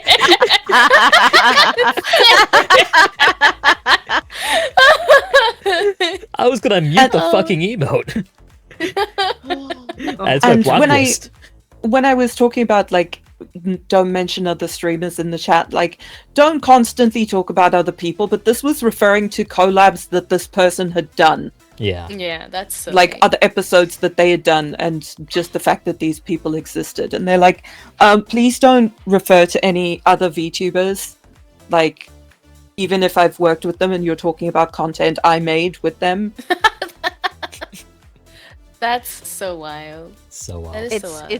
It's so much of it is so prevalent. It's so common from what I've understood that then people are so anxious about that occurring, like happening to them, that they then think that's happening when it may not be with somebody else. Yeah. So the number of times somebody has been like, well, so and so said that you're this way, or you don't like other VTubers, or you're competing with other VTubers, or you're using other VTubers. It's like, I'm old, I'm tired. I cannot guarantee you enough that I don't give a rat's ass. Like, girl, I'm just trying to put my Bagucci on the internet and have a nice time. Okay? I'm trying to pay some bills and manage my disability, and I just want to have a good time and listen to some ear licking. Like, calm down, Becky. I just want to pay my rent. Yeah, I feel like what, like, so like you were all saying, like in the Lewdtubing, in the sex worker space, like it's not that competitiveness and that weird like insecurity isn't as prevalent. And I feel like everyone's like, yeah, let's collab, let's help each other make money, you know? Yes. And I feel like when you think about it, like any other industry, like the animation industry, like any other job, usually people are like, oh, I see you do that cool shit, I do this cool shit, that's amazing. And you just like support each other. Like when you go to like the artist alley at a con and you're like, fuck, I love every artist here, all their shit is cool, you know? Like, that's how I feel it is. And I feel like I do see it in the VTubing sphere, like it's less like that. And I'm like, why aren't you guys all excited about what everyone else is making and doing? Like, I have It can be difficult though if you make lewd content. It I can think be. people don't know how to approach each other, honestly. So there's two things. There's one, from what I've observed in content creation, is with each upcoming generation, because I had this moment where I was like, I was just out and about touching grass, shock. But there was some kid walking down the street, like little kid, like, I don't know, like 10 or something, and he was like on his phone, and I could see him, like, I could see over his shoulder watching something on YouTube.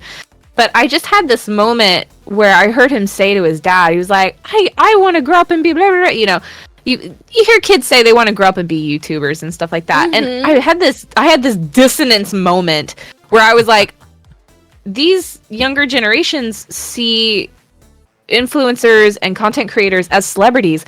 And I have never had that connection because I grew up in the era no phone. Like, you know, we didn't have cell phones half the time. Yep. And I don't have that same perspective growing up. And I came to realize that there's a lot of people who see content creators as sort of these like celebrities or micro celebrities. They're the rock stars of their day. Basically, essentially. And oh my god, I just had an ADHD moment. I forgot my other point. But Oh, I'm sorry. but fuck. Oh no, that's so embarrassing. I forgot what I was gonna say. watching the kid wants to be a YouTuber when he grows up. Well, it's So like an every actual generation. like. If you like listen to like, I think someone's teaching Japan, like most of the boys want to be like YouTubers. Like it wasn't like baseball player or like, you know, like some of those typical like professions. It was like, I want to be an influencer. Like even in a place as traditional as Japan, like that was a thing that was happening. I'm sorry, like I'm doing the word association like I said in chat. I'm trying to literally remember what the hell. For time too. I'm putting non sequiturs and Well, even though we didn't have cell phones until we were like 13 or whatever, like the phones that we then had weren't smartphones. Like No, we yeah. had things. We had phones that typed in all caps only, and like the most entertaining thing you could do was play Snake. I And can't you We imagine. were already level like buildings with solidly them. going into adulthood Yeah. by the Yeah. time social media and influencers were becoming a thing. Yeah, My like first smartphone was like after undergrad. I can't imagine doing undergrad with a smartphone. yeah, and like I remember when Facebook was only for like university students. Yeah. Oh fuck! I remember. Okay, I'm so sorry. There we go. We did it. It was that. Oh my god, what is wrong with me? Am I having like a stroke? Wrong Do you smell website. toast? It was, oh my god, it was like that. You know, people see you and they see you as competition, and in entertainment. I have this friend who was an international singer, so way like a much like a very big and prominent entertainment kind of industry. And she was sort of getting into the VTubing space and interested in managing people, and so she was using me as a guinea pig. She was like, but she was advising me, and she was like, I was complaining to her about like, why are people this way? Why are they being so competitive? Why are they being so petty? Why are they being just frankly bitches? And I was just like, I'm so tired of this. And she's like, you're in an entertainment industry. This is the entertainment industry. This is hugely common. Like, we can be optimistic and we can be like, no, there are so many wonderful people, but it is a really big part of the entertainment industry that people are this way, this competitive, this projecting, this suspicion, because they're trying to get to this sort of stardom that they grew up with. And part of why I may not see it that way is because I don't see it as like stardom. I'm just like, I'm a content creator or whatever. But there are other people who weigh it very heavily, and they're very competitive because they're trying to be Kim Kardashian of VTubing, basically. So many people If you act can like imagine. Kim Kardashian. That I absolutely. get like the stress and anxiety that comes with it. Like, I get that. Like, oh god, am I ever gonna be good enough? Am I ever gonna, am I ever gonna get Twitch partner? Blah, blah, blah. But like, if you spend all your time worrying about that rather than actually like, falling in love with your content and making good content, then you're not like, you're just not. It also just removes a ton of stress to realize this is content creation. Your self-worth should not be tied in with this. This is literally just figuring out multiple different algorithms and bringing a theme to your content and thematic algorithms, blah, blah, blah, all that stuff. This is completely just a skill thing. It has nothing to do with your self-worth. Yeah. I have been, I think, surrounded by some really good friends and like some really good people, and they've always been like, Kira, your content is fucking good. You just need the exposure. Oh, thanks. Right? And like I've always thought that. I've been very confident because like I watch, other people. I'm like, yeah, I could do that. I do that better. That's how I started. I can do that better. Right. And then like sometimes you get inspired by other people. You're like, oh shit, they're doing that really cool thing. Okay, I want to try doing this really cool thing I've been thinking about for a while, and like it's kind of back to the thing with like, like, why are you feeling insecure if someone uses someone else's emotes in your chat or brings up someone else in your chat? Like, you got to be secure. Like, you feel good about your content. You feel like you're doing a good job. And because like, I think I also bring that from teaching, because I was a goddamn good teacher. Did I win accolades and shit? No, because you have to like be a martyr, Right. and never sleep. But like, Work my 12, kids 16 hours a day. Yeah. Right? Yeah. My kids learned fucking English, and we had really good relationships, and they liked coming to school because of me. And so like, that's the energy I bring to like Twitch and to Fansly and whatever the fuck I do. Like, I am proud of the shit I make because I know I make good shit. And like, it's just a matter of time before someone like notices and like all the little fucking stars align, But like, the other thing that helps me a lot too is like, the money shows if I'm doing a good job.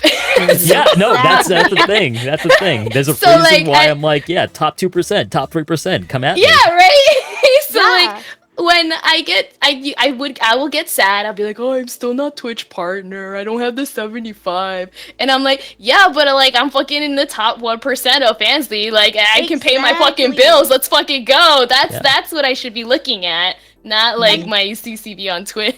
And it was like, when I started like feeling like that about myself was when, the numbers started to eventually go up. And That's true.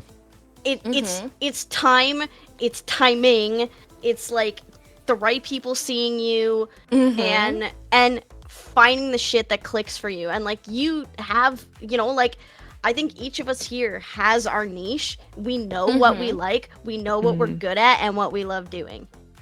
Yeah. Like, I'm not And- gonna pretend to be like an angel here. Like, I'm very competitive. I am competitive. I compare myself to other streamers. Like, I don't get too down on myself, but like that's one of my vices. I am but it's good to have competitive. drive. Yes. Yeah. But there's Good a to have difference. drive, There's a like, difference You between can like, channel it. yeah, you're like, that's a really good idea. I want to try something like that. That's good competitive. Like The that's way good. I It's feel like I driving. harness Yeah. it is like if I do Not like I'm gonna spread a rumor. well, yeah, no, that's toxic. But like I do feel like if I recognize, especially other male creators who I think deserve the boost too, like I will find ways to help boost them also because that's important to me. Does it mean I'm going to boost every other male creator? Absolutely not. But like, No, God. I just And feel it's like like- if you can find a way to be win-win with other people, like it really does harness that competitive drive in a positive way. Because absolutely, this is a competitive Yes. space. We shouldn't pretend otherwise. No, and you know what? You do have to look at your analytics. You do have to look at your numbers. You have to see what works and what didn't. Yep. Like, and that goes for the spicy stuff too. Like, you have Yeah. to see what people want, and you do in a sense have to cater to that. But you can Yeah. cater to it while still doing something that you love doing. It's just Yeah. tailoring what you do. It's a Cultiv- balance and separating yourself, like your worth from the fucking numbers of like how many people are watching you. Do not tie your worth to that. You know, there's No. so many. People can tell Like- when you're not having fun. Yeah, exactly. But there's so many qualitative and quantitative measures of like your success and how well you're doing. Like it cannot just be the fucking little number in the corner of how many people are watching you. Think about how many people you've inspired or how many people you've helped come out or how many people like enjoy being in your community or making friends with other people in your community. That wouldn't be there without you. So And- there's like a lot of other You're things gonna to make look me at. cry. Also, It's, like, it's true. you know, if you post a set and it doesn't pop off on Fansly, but you're like, damn, I looked fucking fine in that. That set was fire. You know what? Yeah. At least you feel good about yourself. You know you like what you did. And, you know, maybe you posted at the wrong time. Maybe that's just not what your community's into. But damn, you're into it. And that's awesome. Like Atra posting clips at 3 a.m. You know what? Actually, posting around midnight on Fansly is a very good time to post. Yeah. Yeah, They're that's really a good active That's at when all night. the gooners are up. time. That's when the gooners are. They That's when are. all my little. That's when all my little goofy gooners are. on live Fansly. streams at that time. Live stream in like the 10 to 12 hour is like My regular stream hours are 11 p.m. to like 2 or 3 a.m. All my Because chat, that's my fine, chat yes. get up early in the morning. They're in bed by 11. Not my. I Got have some a working community of ladies in my chat. degenerates. I have a community of degenerates. I am a degenerate myself. I know what the people want, and damn, they're gonna get it. Yeah, I think it's so important to cultivate an identity and a sense of self-worth that is not tied to VTubing and your VTubing identity as well. Like watching my friend go through what they're going through, it's so many people seem to tie VTubing and like their success or their fame to their entire identity. And once that goes away, they feel like they have nothing and they're struggling to like define themselves and Right. their worth outside of that. It sounds like when someone retires at a really old age, like they did their one job for like 50, I don't know how long you work in this life. Sounds like 30 theater. years, 40 years. when you're done with Right. the production and it's Yeah. all over and you've been at the theater every morning till like 3 and 4 in the morning and it's done and the show's over and you're like, oh god, what is my life Yeah. now? Yeah, Yeah. exactly. You have to, in the same way as a content creator, you diversify your income. You need to diversify what gives you value in your life. So you like having your IRL friend group, your support group, like in IRL, but also like your friend group online, and then like hobbies, and like you have to diversify it because it's the same thing when I was teaching. I tied everything to fucking teaching. So when I wasn't teaching, I didn't know who the fuck I was, you know? And like you can't make one thing like your entire identity, because You it's gotta gonna touch the collapse. metaphorical grass. Yeah, you Yeah, do. absolutely. And gotta- also, like, content creation can be a very fickle thing. And, Yes. like, the internet hate machine will come for us all. Like, you can't escape it. And I'm not talking about even being cancelled necessarily, but, you know, there will be like Haters. speed bumps Yeah. in your way, and there will be haters, and there will be creeps. And you know, if you make this your entire identity, then you may feel that you can't leave. And there are a couple of people that I see on that their whole deal is just yelling about how much they hate Twitter. They're on Twitter like 24 hours a day, yelling about how much they hate Twitter and how much they're Or the leaving. VTuber community. Mhm. You don't With have heavy to touch grass quotations. necessarily, but like I don't know, just like get out of your house and go to like I don't know, don't pick up Magic the Gathering. It's very expensive. I just Oh god, it's an expensive hobby. That's what Oh, Throne is God. for. Anyway, I got some Magic the Gathering stuff on my throne. Just dropping it. Magic is so Oh good. yeah, I love like Magic you so much. gotta do other things. Don't Mm. make one thing the only thing you do. And Yeah, that's like some I people, write. I have friends. I want to go out and Yep. touch things like grass. Like I've gotta fix up my wanna home go that I out just and moved touch into. That's a things. nightmare. Well, I you gotta know, on the touch subway. things. it's very Take easy care to of your get bored pet. and Hey, you a gross. content creator, Airy on the subway. Listen, if my you have- my Do you have community some just skin hunger you need to deal with? oh my god, my community just gave me a PNG or something of remember Sophie shorts, but printed Yes. with my URL across the back, and I'm like, please, my I God. actually want this. I would wear it. I would wear it in public. Mm-hmm. Amazing. Yeah, it's very easy to get engrossed in like VTubing, content creation, and like especially if you're a motivated or former smart kid, a gifted kid, Oh yeah, former I gifted think kid. You're talking about kid. me. former gifted and Yeah. talented. Gifted kid to teacher to VTuber pipeline. Let's go. The other Mhm. thing too is like, I am imagine the mentality is very different when like this is your hobby rather than your job. Mhm. Like as for me, it's like this is my job, and I will dedicate a certain amount of time to this per day. But then I will go do something else. Yes, exactly. Whereas if it's your hobby, then it's like you worked all day and then you come home and then this is what you do, and you don't like what else are you doing? Mhm. That's So I can understand how that can be a little more difficult to like separate yourself from your VTubing. You'd think it would be the other way, but I think when you treat it more like a job, it's easier to step away from it. Mhm. Yeah. Because you're like, now it is time to do hobby that has nothing to do with this. That's another thing that gets me about VTubing that I don't think people talk about enough is that when you're talking about all these sort of like numerated social media analytics stuff kind of qualities, a lot of people think that it's just the people who are doing VTubing as a job are thinking about that, but in reality there's a lot of hobbies that you can have where you want to perform at a certain level. Absolutely. So I feel like hobby people forget that they also some not all, but like some hobby people will be like, well, am I doing it as a hobby or am I doing it as a job because I care about my analytics? But they're really doing it as a hobby, and I think that's just a performance based thing. But I think there's a lot of people Competitive who hobbies are feel- absolutely a thing. Yeah. Oh Yeah, I feel like a lot of people feel conflated about it, and they feel like it's a hobby for them, but because they care about their analytics, people are telling them that it must be like a job, not a hobby. And I'm like, not really how that works. But basically, just try not to stress too much in your hobby or your happiness, but spread it out as well. It's okay to like want that feedback, that like validation in your hobby, though, that you're doing a good job. It is what it is. Yeah. It's natural. Yeah, like getting good at an instrument.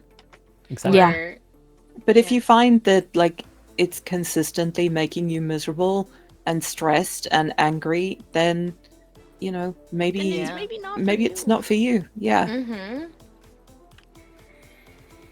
So typically, a chat, the Depths podcast lasts about 2.5 hours, sometimes longer, depending on the vibe. So if you have any questions for our panelists, please get them in now. We will sort of start to take the grab all, ask all question. I mean, like we've kind of just sort of gone off on tangents, but that's fine, obviously. Hephaestus asks, great username by the way, how do you deal with procrastination? I have a con application I've been like 4 weeks like procrastinating on, so I don't know what to answer that one. I have a couple ways because a lot of my procrastination comes from my ADHD. One, I'm medicated. Two, I have a Google Calendar tab that I keep open at all times, and I look at it multiple times through the day. I also have notes that I put on my fridge, so every time I go to my fridge, there's something there. I still definitely suffer from procrastination, but it was just a really big thing for me was figuring out when I work the best. I am a night owl. My brain does not turn on till 3 p.m. So I actually deal with my day backwards. My morning, I have breakfast, I watch TV, I relax, I read a book. Then in the afternoon, I start my work. And then at night, I stream, and then I go to bed at like 4 a.m. So it's figuring out what workflow is best for me and knowing where my ADHD trips me up and having things to combat that. I still definitely struggle with it a lot. Like, I will not put anyone under the illusion that I do not struggle with it because it is one of my hardest struggles. But, you know, over time you find out what works for you, and the little notes on my Google Calendar saying, you have this at 4:30 today, teehee, you better get it done. Like, you know, it kicks your ass in gear a little. I work well under pressure. You go. You go, Kira. Me? Okay.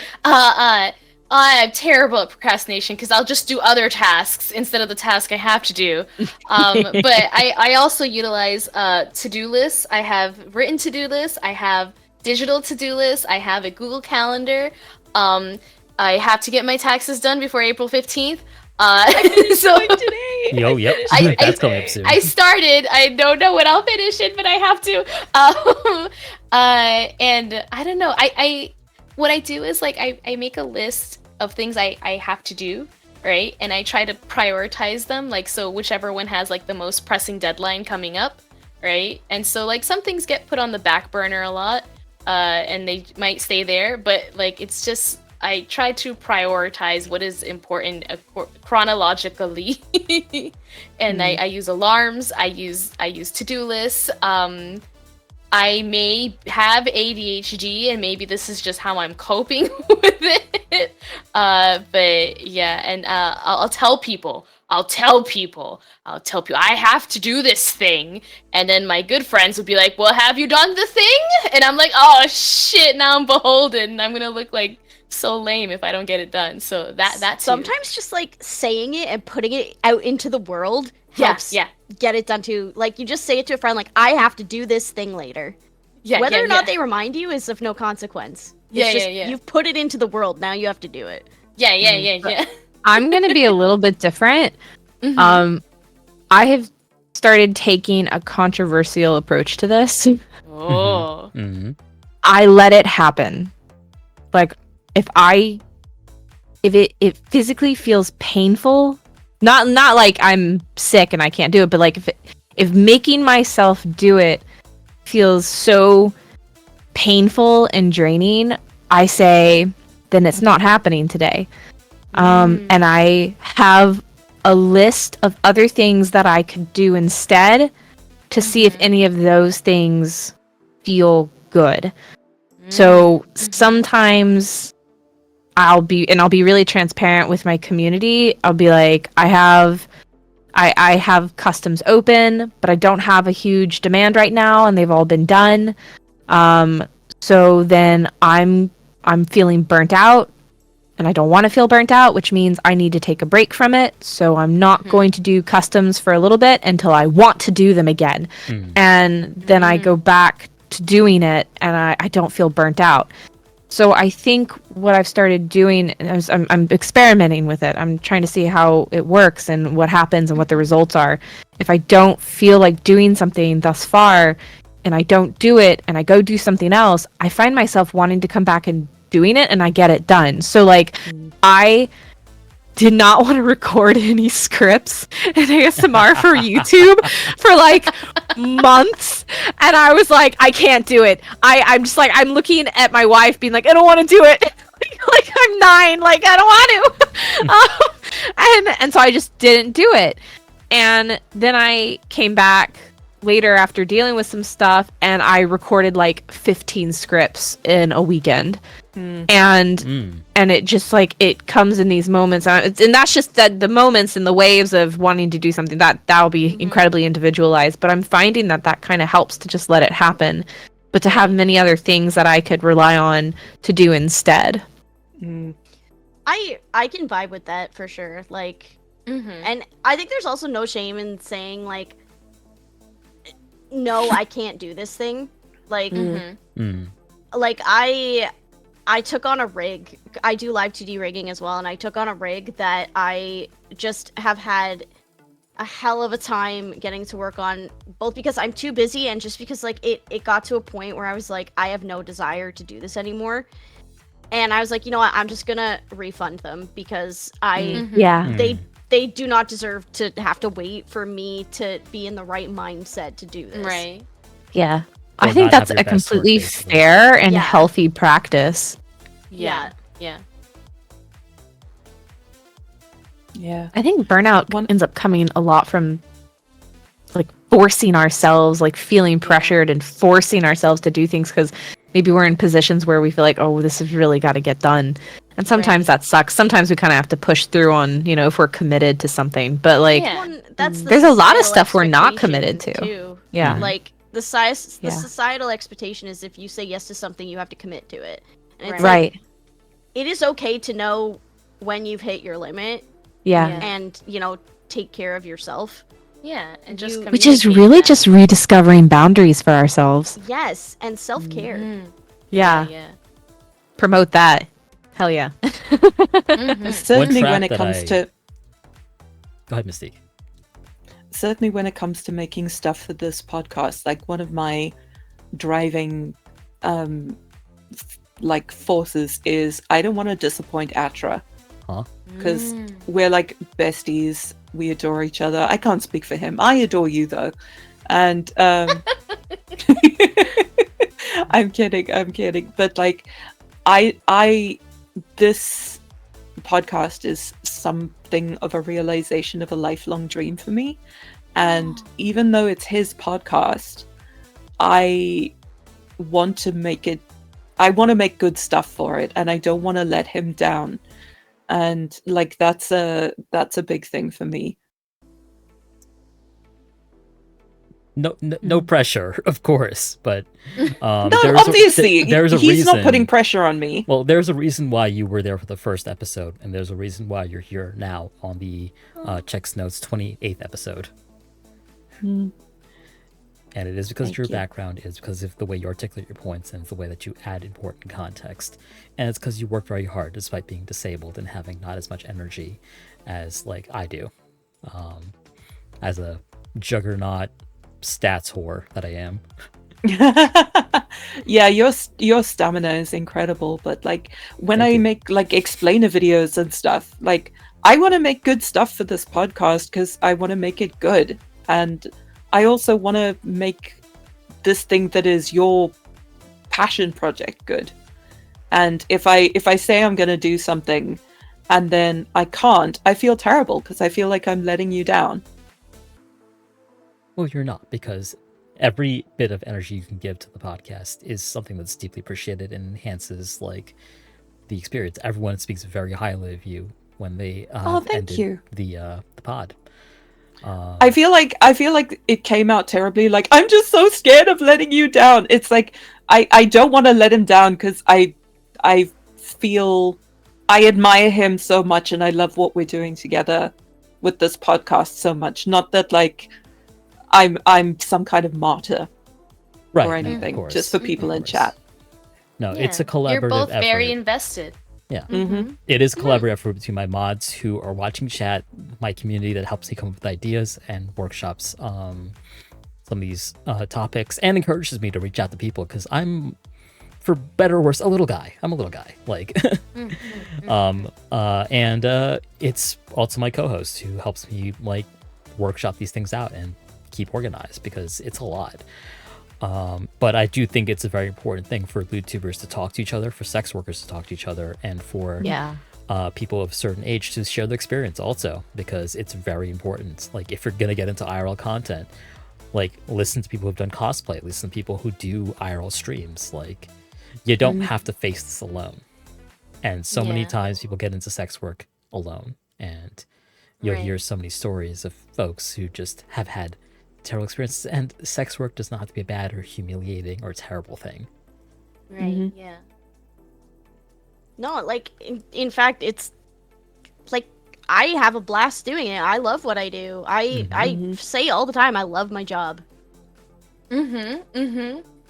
Like, I feel the same. I didn't know how I would feel about getting into sex work because, like, my whole life I've been like, man, if I could just sell my body and make more money, I would do it. And then it was like, all right, now it's time to put it into practice, you know? And like, because like teaching was so draining and I loved it, but I also started to hate it because it was so draining and there were so many things out of my control that I couldn't deal with, like, on the long term. And then like turning to Twitch and then turning to Fansly, like I was like, I don't know how this is gonna go. And like I love it, and I can tell that my mental health is so much better like doing this, and I really enjoy it. Yeah, I will never go back to working in film. Holy shit. I don't think I'll ever go back to teaching. I'm still in the entertainment industry, but like it's so much different when it's on your own terms too. Yes. I'm too disabled to go back to any. Yeah, same. That too. Not a choice. I can't go back to film. I injured myself. I can't. Like, but if I could, I still wouldn't. Yep.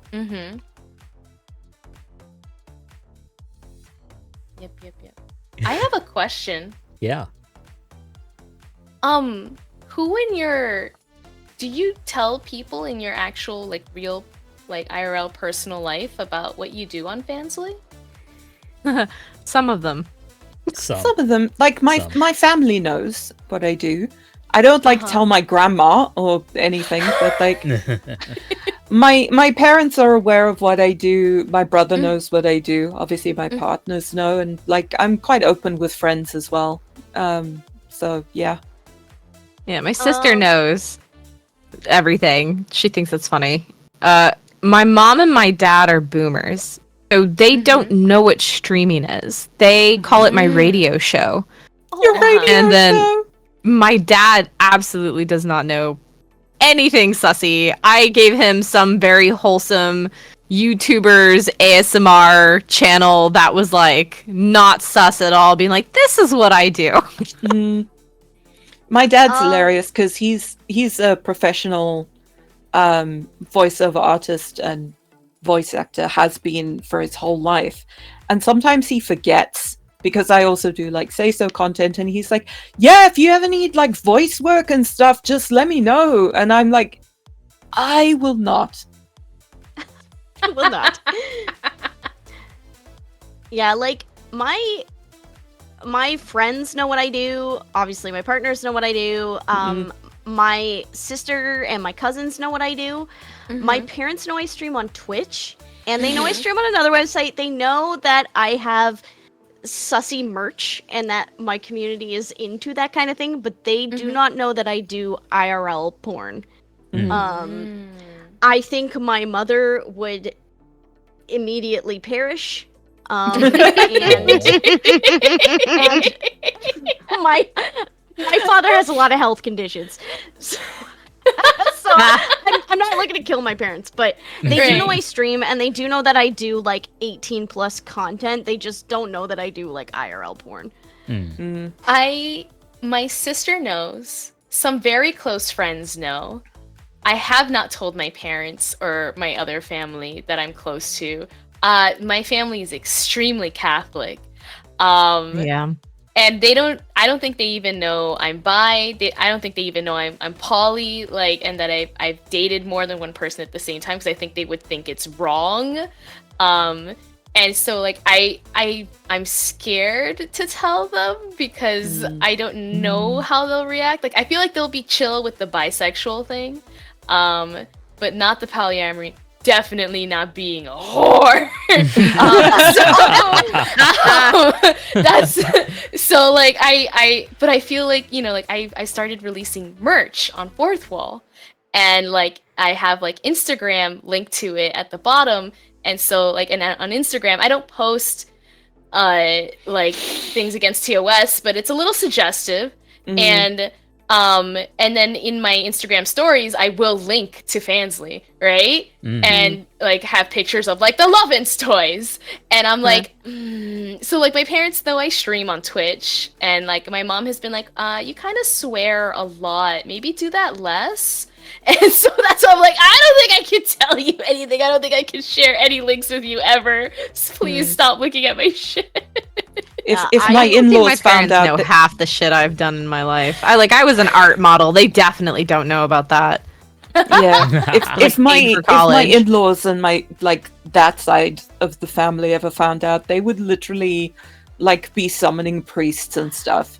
Actually, Yeah, I'm pretty sure my dad would cut me off.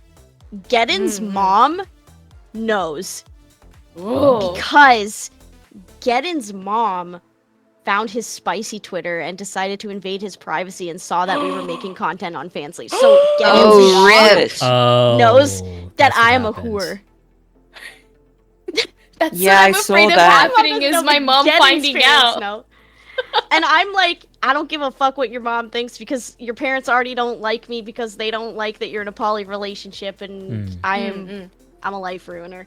But I look hot doing it, so. Yep. Atra? Specifically I want to me? know. Okay. Yeah, you answer the question. So, from a conservative immigrant family, so nobody knows, obviously. I have two friends who know exactly what I do, because one added me on Discord and immediately looked at all my links, and the other's my best. That's my best friend who doesn't understand it but makes jokes about OnlyFans. So yeah, thanks, bro. And then I allude to my like Japanese conversation group what I do, but I tell them not to follow me. Because like, oh, Twitch streamer, VTuber. Oh, you're a VTuber? Can I follow you? No. Oh my god. No, because you will see my penis. Anyway. Yep. I love it when people like find out you're a VTuber. They're like, "Oh, do you do that OnlyFans too?" And I go, "Actually, it's Fansly." Actually, yeah. And they're like, "Wait, what?" And I'm like, Yeah. "Yeah." I was like, "You want to know how I pay my rent? Because I'm not ashamed of it." It's so funny. My parents are like, they understand, and they're like, you know what? We support you, whatever you want to do. Just we don't want to see it. But like, you know, that's cool. That's what you have to do or want to do. We support you. But they are struggling so hard to wrap their heads around polyamory. My parents thankfully have already been through that, because my sister is also in a poly relationship and has been for like 10 years. So that's the easy part. But like, now I'm just thinking like Geddon's mom has heard my moans. Why would she watch it? I've never met her. No, it was the audio. That is not the did. first time I've seen a VTuber say that their parents have watched their stuff, and I know them to do very lewd content, and I'm just kind of like, I feel like my brain is not connecting with my like spinal cord. Like, I'm not understanding why they would watch audio. And I've never met Geddon's parents, but I'm sure it's gonna be really great when I do. Thanksgiving is gonna be so much fun. Oh my god, I'm gonna be like, yeah, you want me to stuff that turkey, daddy? Just like put some condoms in the turkey. This actually relates to a question from Knifey1066. Have you ever had a situation or planned for a situation where someone you know IRL interacts with your spicy content? Oh god. I have a fear that my dad's gonna find it, and I'm gonna be like, oh Jesus, fuck. Oh, Not because why? it's like, oh sorry. Oh no, go ahead. Not because like I don't want him to know, but like, why would he be on that site? Mm-hmm. True. Like that's what I'm afraid of. Very like Georgia fears of, you know. I have a long time friend who found me as Podge and was engaging with my content, both spicy and otherwise, and then realized who I was. But he's also a VTuber. Oh, no. So he was like, "Oh shit," and I was like, "Why? What's the big deal? We've been naked together. Like, who cares?" Oh, well, yeah. That's kind of different. One cool thing is actually there's somebody in chat who is they follow me as a VTuber, but they're actually from my scholar weeb scholar like yaoi influencer guest at cons days. And they found me as a VTuber, yeah. And I'm just like, that's a great example of someone who saw me IRL is just like person talking on panel and has now seen me in like in this form and all the stuff I do here, which is kind of like a disconnect, but also I feel really old. I don't think I don't think there's anyone before I became KiraP that I know that now interacts with any of my content, but it's more like the opposite. Like I make friends via VTubing, and then I see them in my Fansly chat, and I'm like, That's actually a tough thing, yeah. Yeah, like, I think, you know, I only surround myself with people, like, you know, that I think are cool, and so, like, it's really funny when I become friends with someone, and then they're a VTuber, or streamer, whatever, and then they come over to my Fansly, and I'm like, I'm warning you, I will become naked, and I will come, okay? And they're like, yeah, that's what I'm here for. I'm like, okay! Like, it threw me for a loop a lot at the beginning. And there's Fish Mage and Tay. My Fish is my former mod and friend. Tay is my friend. They're both my friends. Like we met because I was streaming. I've met them in real life. We've hung out, and they've been in my Fansly. And Tay mods my Fansly, and I'm just like, ah. I mean, this is a struggle that I had with you necessarily because I was someone who watched you first, and I'm like, okay, how do I invite this person that I'm like obviously a fan of? How do we make this not weird? Basically. Basically, everyone that I still talk to after they interact with me on the Fansly is like they're an adult, so we can separate things. Like you know, you right, enjoy me at this time in this place as I am performing, and then outside of that space, you know, we are friends. You know, so it's never weird. I did sort of wait for you to come to me, then the other way around, though. Just so there wasn't a misunderstanding. No, I get it. Everyone wants to be very careful about not coming off as creepy, about making sure you respect people's boundaries, and like I get that, and I appreciate that. Yeah. It's like it's only weird if you make it weird. We True. know what we do, and True. it's our job. Like Yeah, I think it's like it like when you think about it, it really just seems to be like some of our like I think parents are kind of a given. We're like, we don't want them to know. But like generally when it comes to anybody else, like I don't know, other creators or friends, that doesn't really seem to be that big of a deal that they know.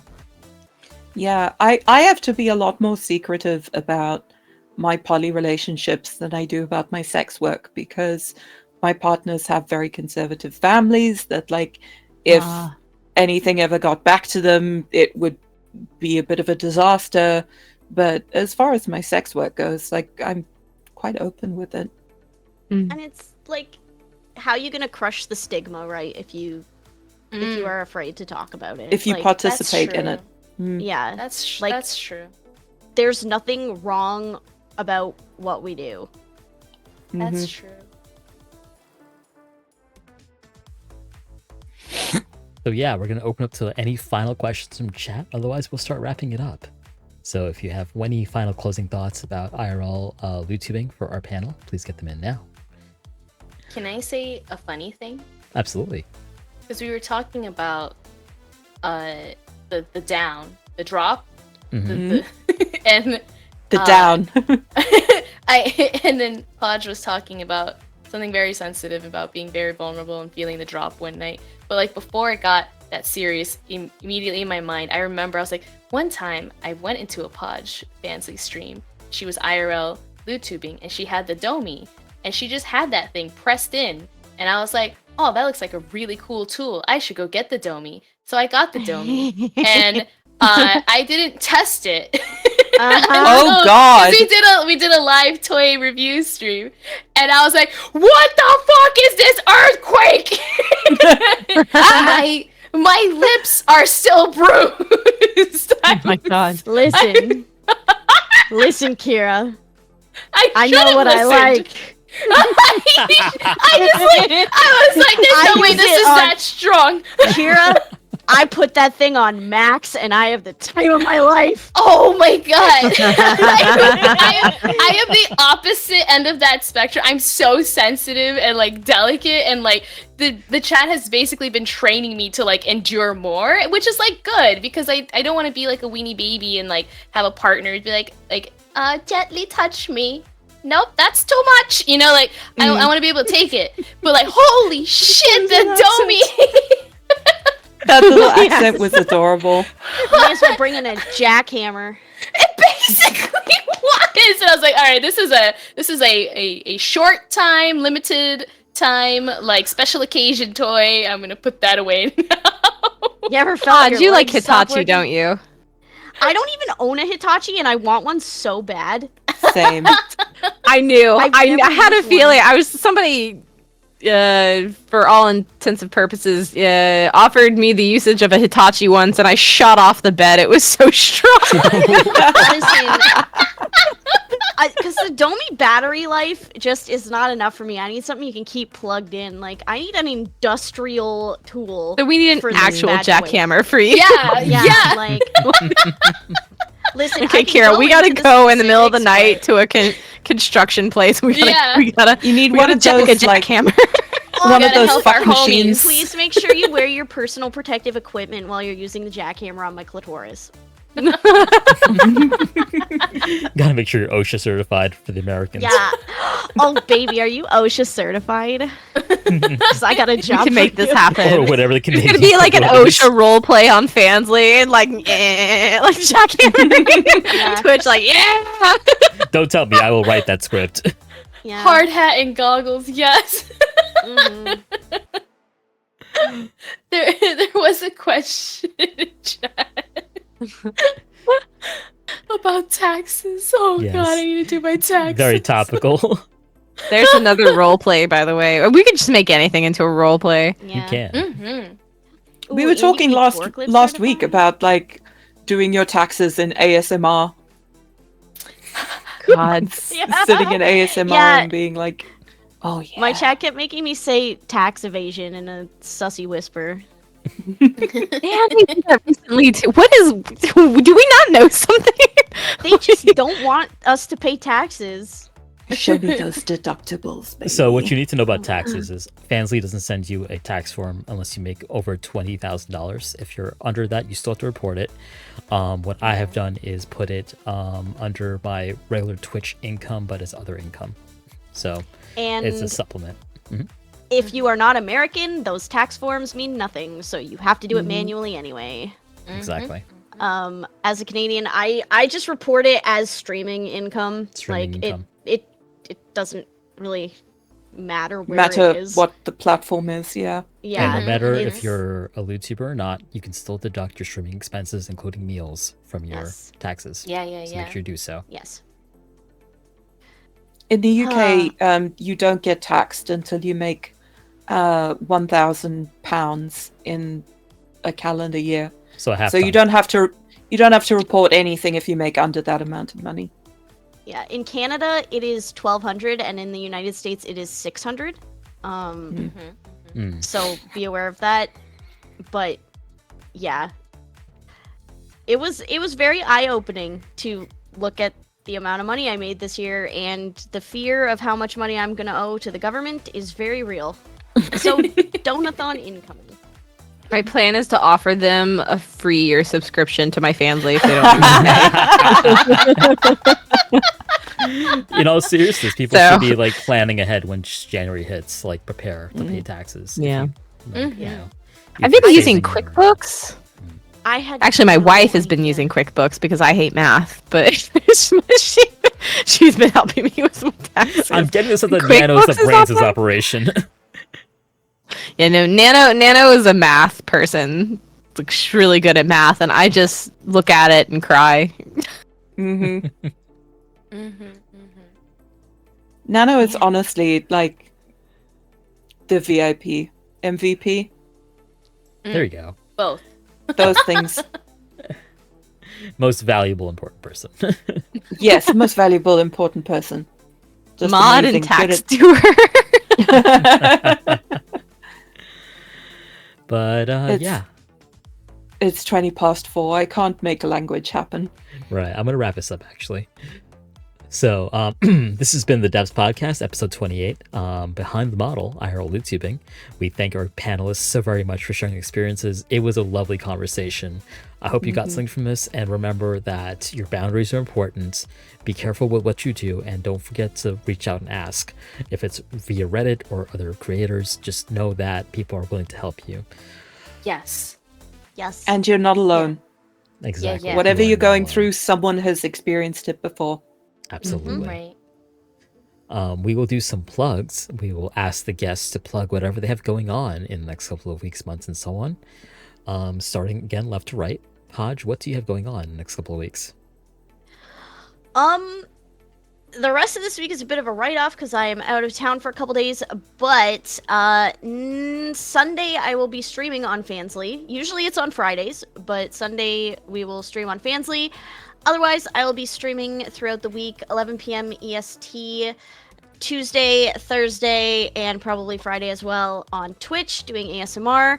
I will probably be having a donathon very soon to celebrate getting partner. The I got taxes? partner a Oh. week ago.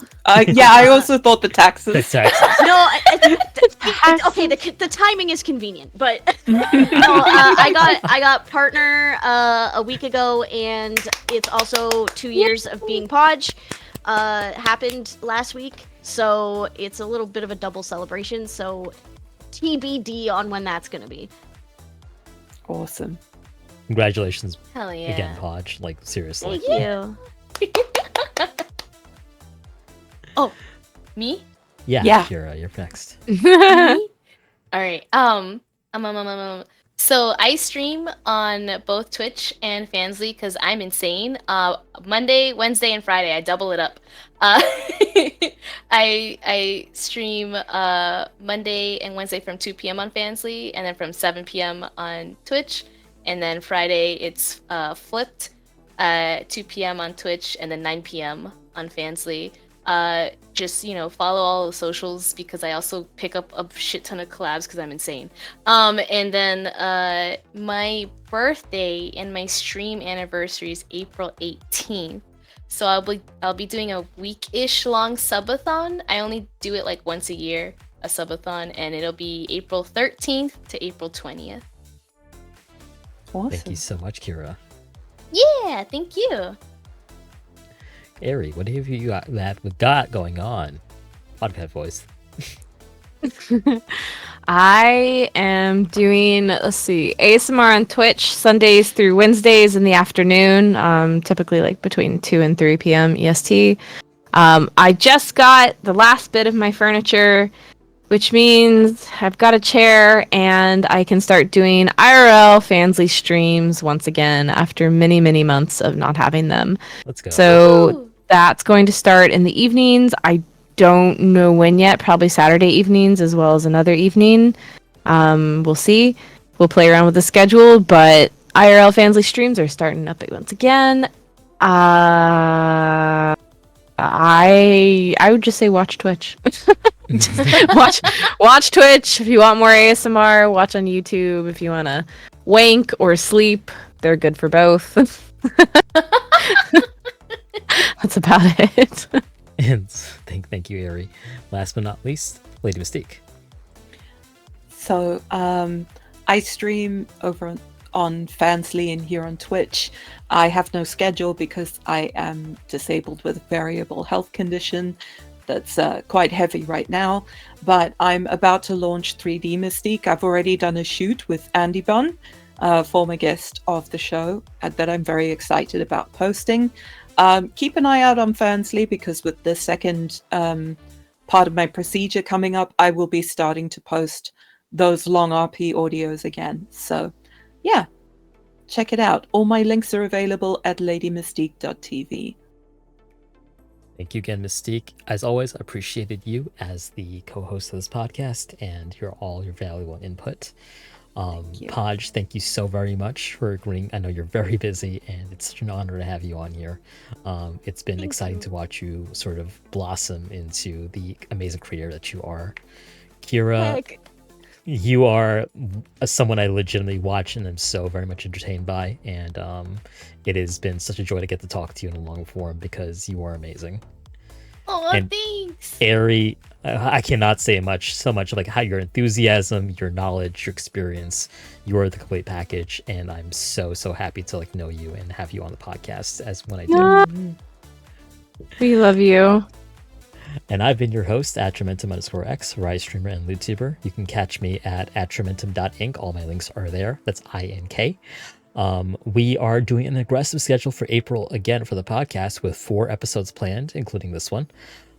We will tease out the next episode shortly, but if you want to know what's coming up, please check my Twitter at atramentumx on twitter.com. Without further ado, we will tease the next episode, which will be happening on April 11th in 1 week from today. Good night, everybody. Not believe it's already Bye. mid-April. Bye. Bye.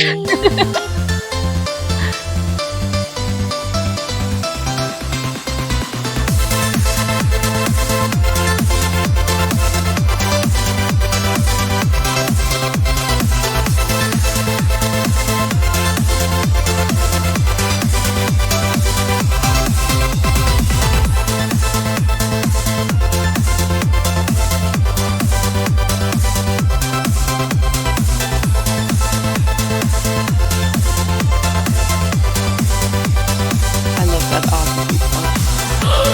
You're coming back again. Let's go. We talk. Yay.